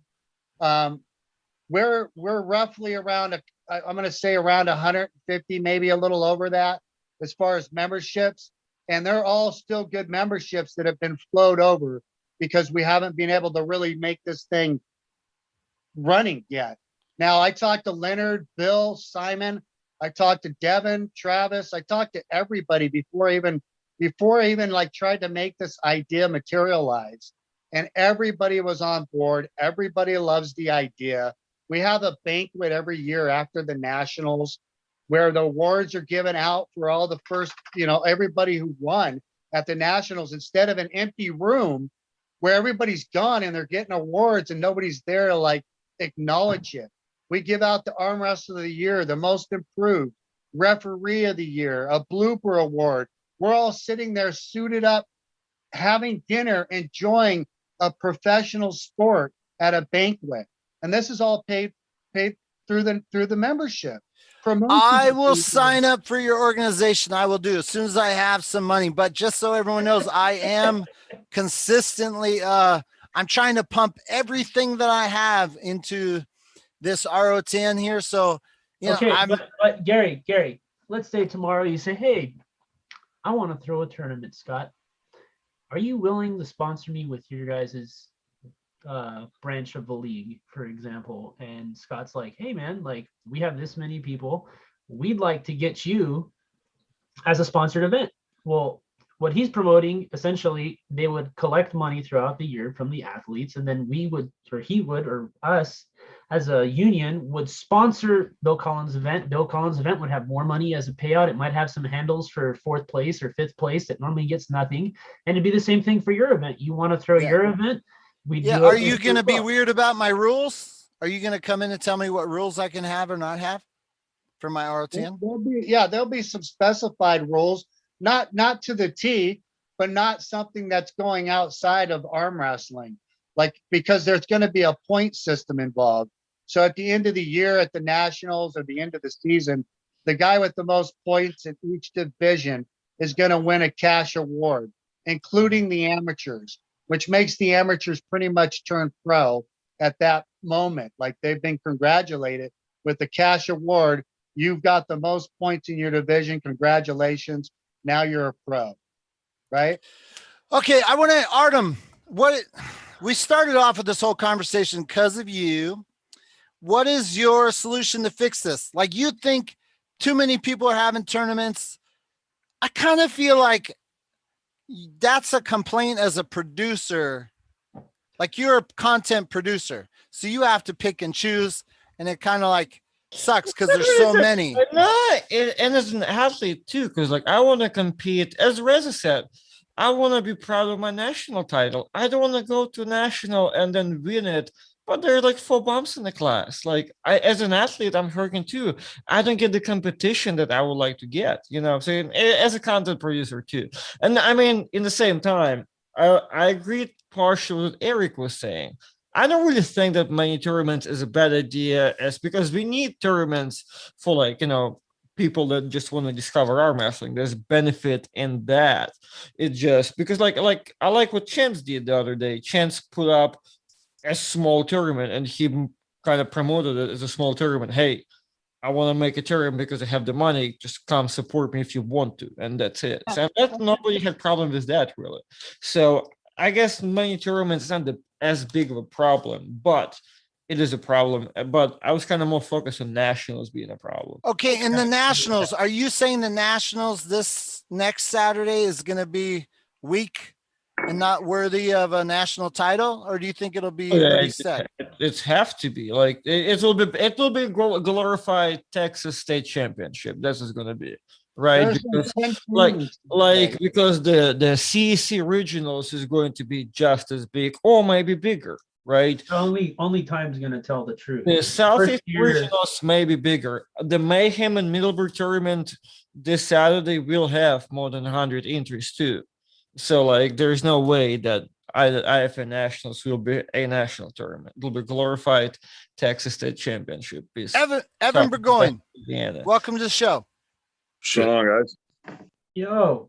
Hey, all right, Gary, I have to go, unfortunately. Artem. Hey, Artem. I like the little I like the little Patreon little videos. More of those. I love the complaining too. That's why I clicked on it. It said complaining. Hey, Artem, are you going to bed? I like his background. Did you ready for the super match? What I have super match with Jamie Sheldon in Arizona, so and he looks like Chris Chandler right now, so I'm not gonna win this one. So, what? When is that? Don't underestimate yourself. Just keep training. August 6, 7 in Scottsdale, Arizona, Mind Series tournament. Hold on. I think you're effing. You're effing. I'll be there. You're playing mind games. You're doing the Devin Laird. Oh, I'm fat and maple syrup. I'm not gonna do well. No. I just said nothing about me. I just said that at this point, Jamie Sheldon looks like Chris Chandler, and I look like what I look like. Well, I remember when I first met you, you were 154 pounds at WAO in 2016. I'm still 154 pounds. I just got fatter. All right, Evan, talk to us. Your comments on what we've talked about tonight. Give us the Evan sound bites. Wow, you're gonna have to go through them one by one. That's a lot. Well, if you had all of the money in the world to promote arm wrestling, would you go Arm Wars rules or would you go WAF strict? Definitely go more Arm Wars rules. I don't like rules at all. I love arm wrestling. I don't really care which organization. If I've got a chance to go pull somewhere, I'm going to learn their rules and pull that way. Yep. And I want to pull everywhere I can just because I love arm wrestling. But I love just practicing where two guys can just fuck around until they agree that they have a grip and then just start pulling. So you don't like what we did this weekend where everything was set grip? It's not my preferred way to pull. I don't do as well in that type of setting, but I still want to go do an ROTN. Right. Ooh, that'd be fun. Bring it. You want to know why? Because Evan's not a pussy. Yeah. That's why. How far is Evan and Uncle John in distance? I have 15-hour car drive probably. Took me 15 to get to nationals there. Yeah. How 2-hour flight. Uncle John, you didn't give us a comment on, are there too many arm wrestling events? Dude, there hasn't been an arm wrestling event in Atlantic, Canada since November. I don't even know what you guys are talking about. You're in Mars, bro. Yeah. We down in the United States, we've been arm wrestling so much. Danielle can hit one every month. Yeah. It's It wild. hasn't stopped here. It's great. Yeah, there's so few arm wrestling events up in Canada. Evan actually thinks his left arm is strong. It's But crazy. He no one hasn't been will able to arrest test us it. if we arm wrestle, so I get why you might make a different choice. I'm telling you, when they open the borders, I'm gonna fly down to California and punch your left arm right in the mouth. In California. Who else is there? Woo! Dude. Man, anyone else got something to bring to the stage here? I just want to come in and say hi to everybody. Really glad you guys are doing good. Hi, Derek. Yeah, I missed your glasses. I mean, okay, let's talk about Texas for a second. They have had so many arm wrestling tournaments. I get how that could be bad for like stacked classes, but is that what, as they say, good for arm wrestling? Like, Well, like Texas, exactly what I explained earlier is what occurred. Texas arm wrestling initially had one group. That right. But is that broke into good two. for arm wrestling? Sure, why not? Like, Yeah. the I don't more think it's good. the more YouTube channels, the more arm wrestling videos upload, the more eyeball, the more the blah. Does that not expand the base of getting the outreach? Okay, so are you entertained watching Luke Kent go to a tournament and flash everybody and not have a war against someone like an Ilya Sadov or a Tony Katowski?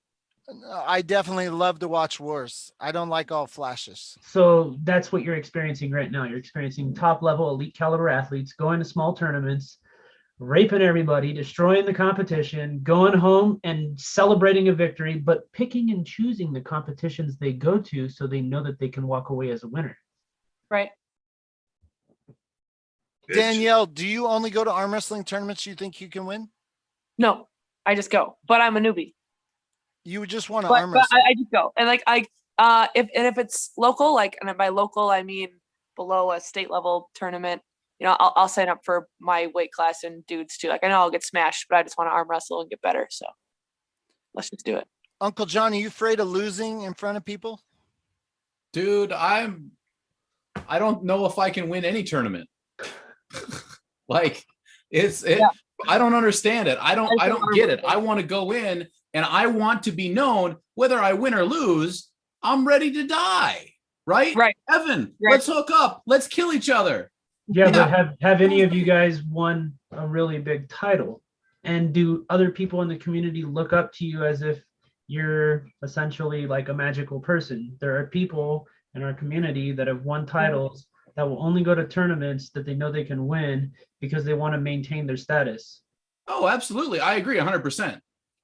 I mean, like, I don't know what you have to do to get to that level, but like, You're right. Like, I don't have anything to lose, so that's fair. oh, sure I do. I'm very worried that when I go back to tournaments and then I gotta film the tournament because I have a YouTube channel, and Well, if I there's look like eyes a on you. jackass, if I look like a jackass at the tournament, who the hell is gonna watch any of my stuff because bro. I don't know how to arm wrestle, right? To be honest, I remember Gary going to tournaments and just making it fun, dude. He didn't give a shit if he won or if he lost. He would be the funniest fucking guy at the tournament. You'd go there and he'd like fuck around with people on the table, talk shit. He didn't give a fuck, dude. And to me, that was a fun event.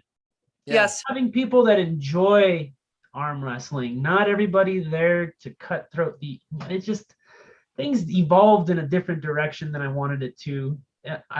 I moved to South Arizona to get away from all the drama of training with groups that broke up into 5 sections, and I literally trained by myself in my garage, away from everybody. I know that a lot of guys are like, you need table time with people. That's the best thing, but you know, teach their own.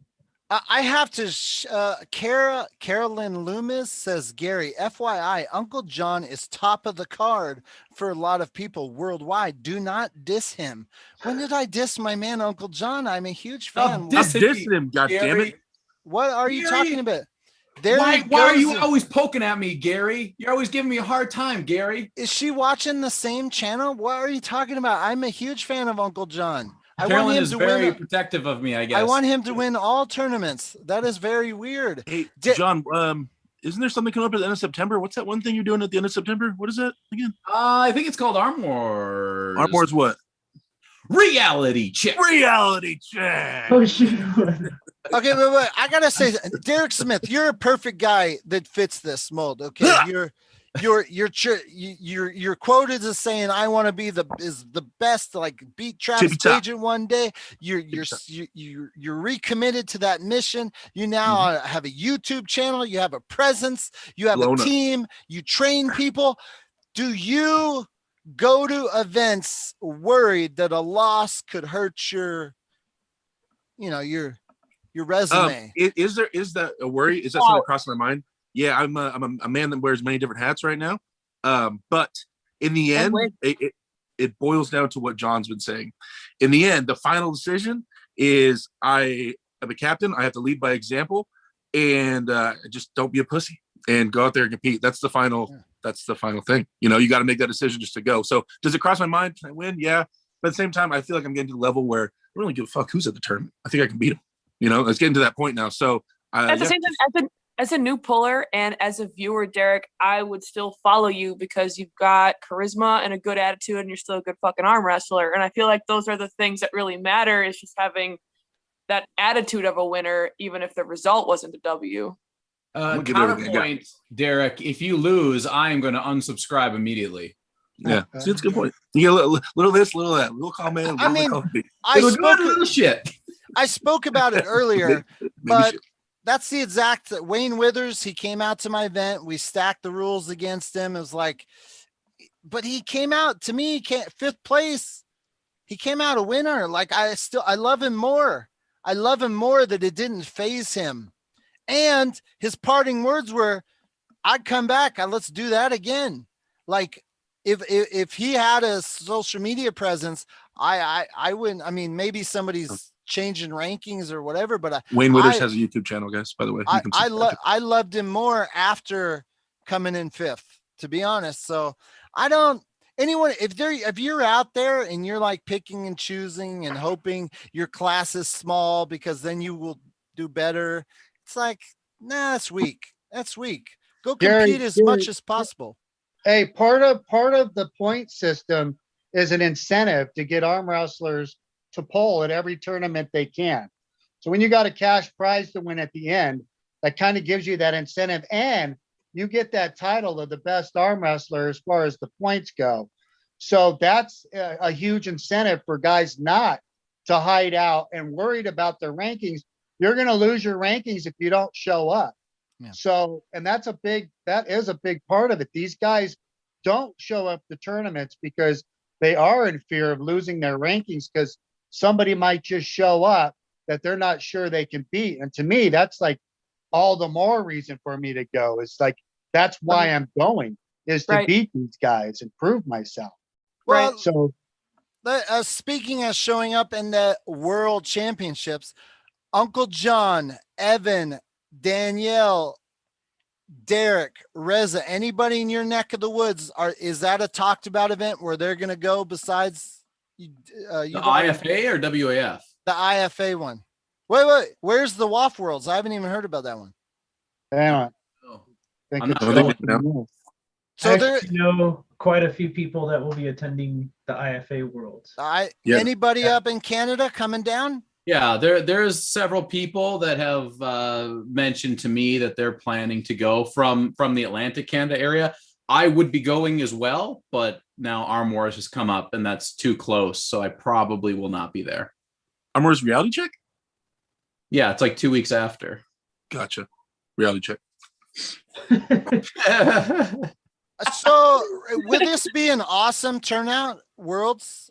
At least in the U.S., will it be? I got like 2 guys from my team going, and most practices I go to in Southern California, I'll hear about guys going. Like at least one from each team usually tends to at least be going. I think you're going to see 20 to 25 people per class, but you're definitely not going to see 40, 50 person classes. You're not going to get Eastern Europeans to travel out here the first year until they see that there's a large showing. You're also going to have a lot of people that have already made alliances with WAF that don't want to get banned. And then you're going to have people that are stuck in contracts that aren't going to go. So that's going to essentially hurt the Worlds, but you're still going to have a lot of people that are going to go to Worlds to test themselves. Mm-hmm. What's your opinion on someone like me going? I'm on the fence. I would recommend to go just for the experience. 100%. The first 2 years of arm wrestling, you should go to as many events as possible, grip up with as many different hands as possible, get the sense of different refs' cadence, understanding how different athletes pull. All of that is key and crucial in the first 2 years. After 2 years, you're going to start picking in tournaments a little more decisively. You might start super matches depending on how you rank. And at that point, you're going to start like being more professional about it because you're going to have the hand technique. You're going to have the table IQ. That's my recommendation. Yeah, Danielle, I have no dogs in this race. I can tell you without a shadow of a doubt that if you go there, the vibe, the electricity, the amount of people, regardless, I agree it's probably not going to be thick internationally. But if it is like a huge nationals regarding the peeps, you'll have a great time. Cool. You said you learned a lot at this event. You'll walk away probably.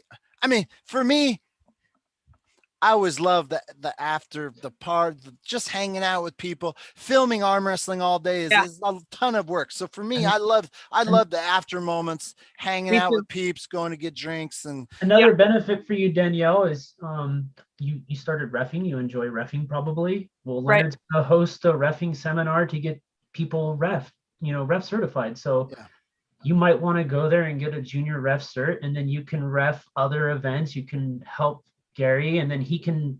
I think, Gary, you should have like an official thing, like how I just showed how John had it, of the Gary Roberts ROTN event. So then athletes can study your rules prior to the event. The referees can learn them by heart, and then they know exactly what athletes have. Will you guys be upset to know that in my official rules is a low energy foul? What? I can't. I'm clocking out. The ref needs to do a vibe check and you get a foul.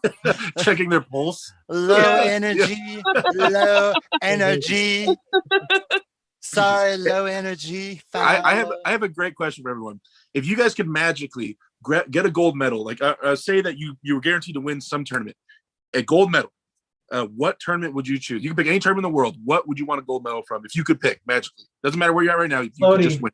Zloty.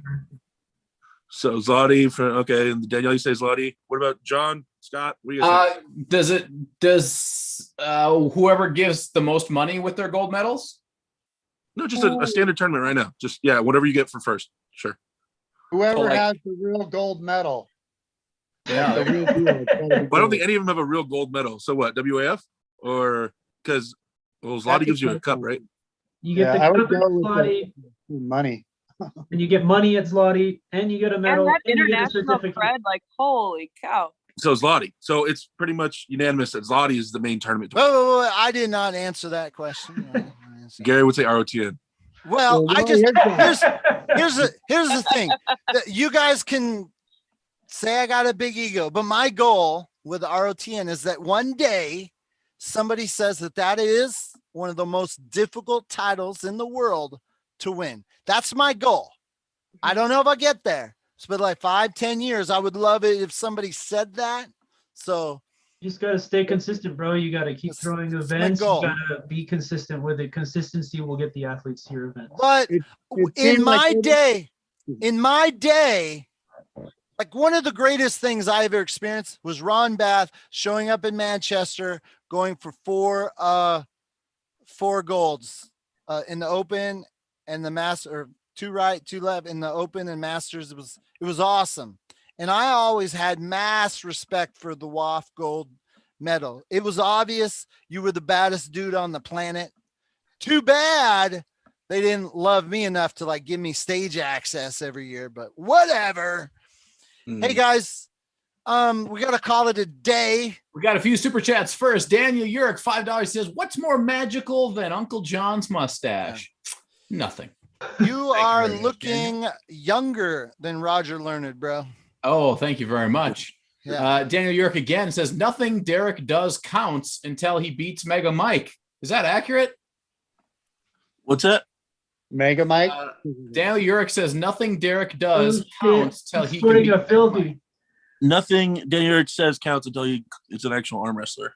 No. So- I don't think Zinger. Derek, you're gonna have to wait too long for Derek to start beating some big names here. I think within the next year to 2 years, he's gonna start proving people what his potential is, his consistency. I've watched this guy just blow the fuck up. Last time I saw him, he was not the Derek that I'm looking at right now. This is what's gonna happen. I'm gonna walk into the next fucking tournament. I'm gonna look the other competitor in the face, say, "Listen, either you hit me or I hit you. Either way, one of us is getting hit." That's what I'm gonna say to the next competitor that I come across. I should have been wearing my belt the whole time that I said that. Hey, That's a pretty Derek, nice job there, Gary. appreciate the shout out there. Hey, Lloyd Christmas with another $5 says, Danielle, is that Dr. Pepper? Oh, we're doing belts? Hold on, I got That's what you're gonna be wearing, Derek. No, the official- it is a dark beer. It tastes like coffee. See, Reza, put that Yo. closer. Reza, put that closer. It's push cars. See, do you see?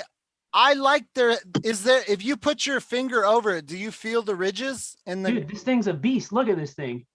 oh yeah, It yeah. weighs like 10 pounds, bro. It's not like that thing Derek has that's made out of Yeah. aluminum, bro. This thing is like I could kill a person with this Oh, we hashtag, John, where's your belt, bro? What's up? Hold on. Where's your belt, hashtag goals. Hashtag goals. bro? We'll point out the belts. Come on, I know we all got one Yeah. hidden somewhere. Yeah. Well, I don't have one. I'm the You know, go get your weightlifting right. belt. Go get your weightlifting belt quick. Okay. thing. Yeah. Holy have shit. that. I have that. There you go, Evan. That boy. We're all champions. Yeah. Shit.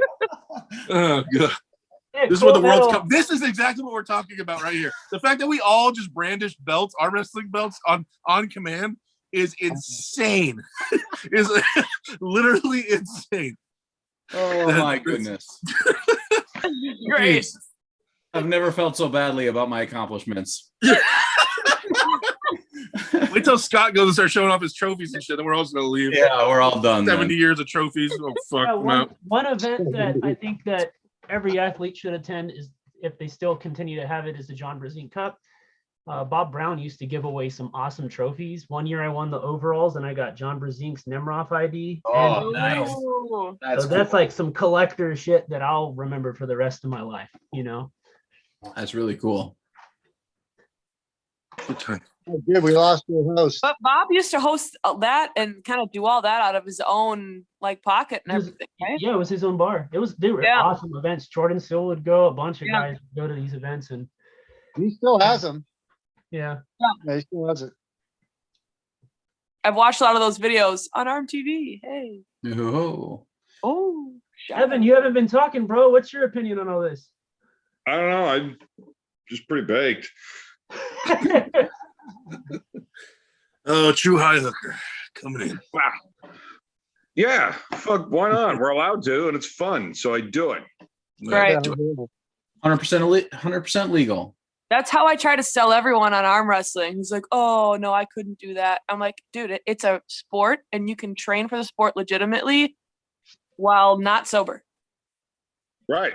I just turned my softball team into an arm wrestling team. It's like the same thing, just no running. Oh, that's the real genius right there. Yeah, it's just a bunch of dudes hanging out, being awesome, drinking beers. It's a good time. Good times, everybody. I don't know where Gary was going to go with the rest of the show, but I guess since I'm the co-host, so there is. Go ahead. I got one thing. Can we take a second and let everybody in the chat know that Reza and Scott here have their own YouTube channel? Yes. Go ahead and check that out. Best damn arm wrestling sports show. Go check it out. It's the YouTube channel. You guys go give it a subscribe. If you guys follow me, if anybody in my peeps are in there from Discord or Reddit or anybody that follows my shit, please go give them a subscription. Thanks for the love, Derek. Wait, Thanks, Reza, what is your YouTube channel? Say it. The best. It's literally arm best wrestling damn arm- sports show. Oh my God.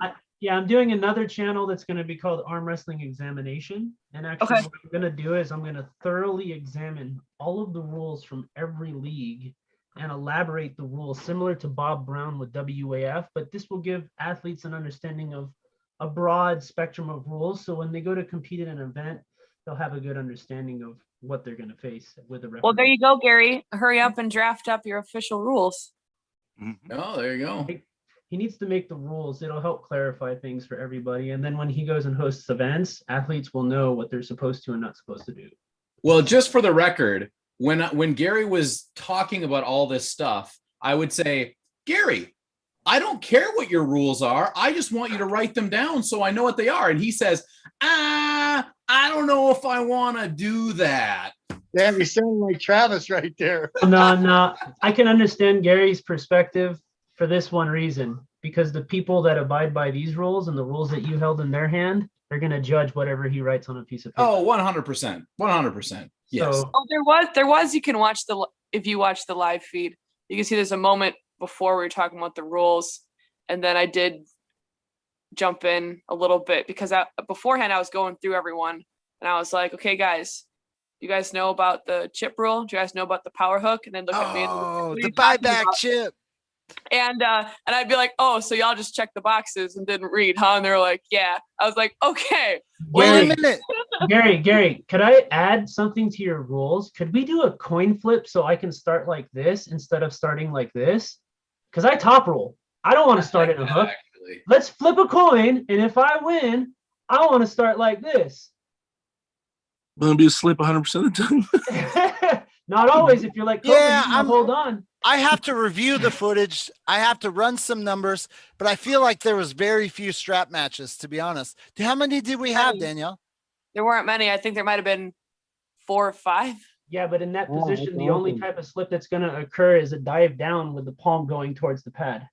And that's not going to be called as an intentional, that's a professional slip. So you're going to have there was one slip that went that way, and I did end up calling. Oh no, I'm sorry.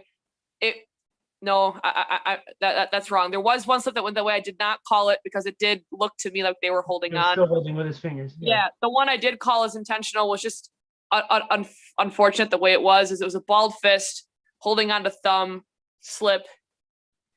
So it was like this, where the fist comes under Yeah, and the other person goes over. Completely bald. Person only had the thumb pulled out. I called that intentional. Yeah, I'm still reviewing the footage. I'm cutting out like dead zones, so I haven't actually watched the matches yet. But man, it was a good time. I gotta tell you, it was a lot of fun. And where's your next event, Gary? Where are you hosting another event? you know, I gotta save up some money again. I might have it right here again because I need more than 12 entries. I need more than 12 guys. But Gary, come do it down here, man. I'll get you a ton of entries. Being in LA, man. Yeah, dude. That's what I was thinking. I was like, Derek Smith has like 70 people at a practice. Come do it at my practice, bro. It will blow. It'll be huge. It'll be huge. Yeah. Okay, guys. Hey, I gotta cut. I gotta cut out. I love all of you. Thank you for supporting the show. And I watched back the footage. Danielle, for being a first time, I don't know if you guys know, but I was scared to tell anyone that I was going to do this because I didn't want them to not come because I was having a rookie ref. But Danielle, I watched back the footage. Didn't tell anyone either. I was like, you did so well, man. I mean, the thing about it is these guys, they weren't like I spoke to Doug Allen afterwards. He's like, I said, dude, you were kind of actually, it was a benefit that you were new because he actually went a little light on you. He's like, yeah. Normally I really go at him hard. I really hit him hard. You're very lucky because Doug Allen is normally a very, very technical, manipulative grip up athlete. So for you to have managed that match, I give you a salute. Yeah. Thank you. Let's just say if, I had some beginner nerves, but let's just say if I had known the kind of powerhouses that were going to be there ahead of time, I probably would have really been shit. But that was a good thing that I just kind of showed up. Yeah. And it's just like, well, here it is. Let's do it. You did awesome. And like I said earlier, you're a rock star. I always want you around. You're a beast. Everyone, thanks for coming on. I love all of you. And boom, we'll see you next Tuesday. Thanks, Gary. Guys. Peace. Peace.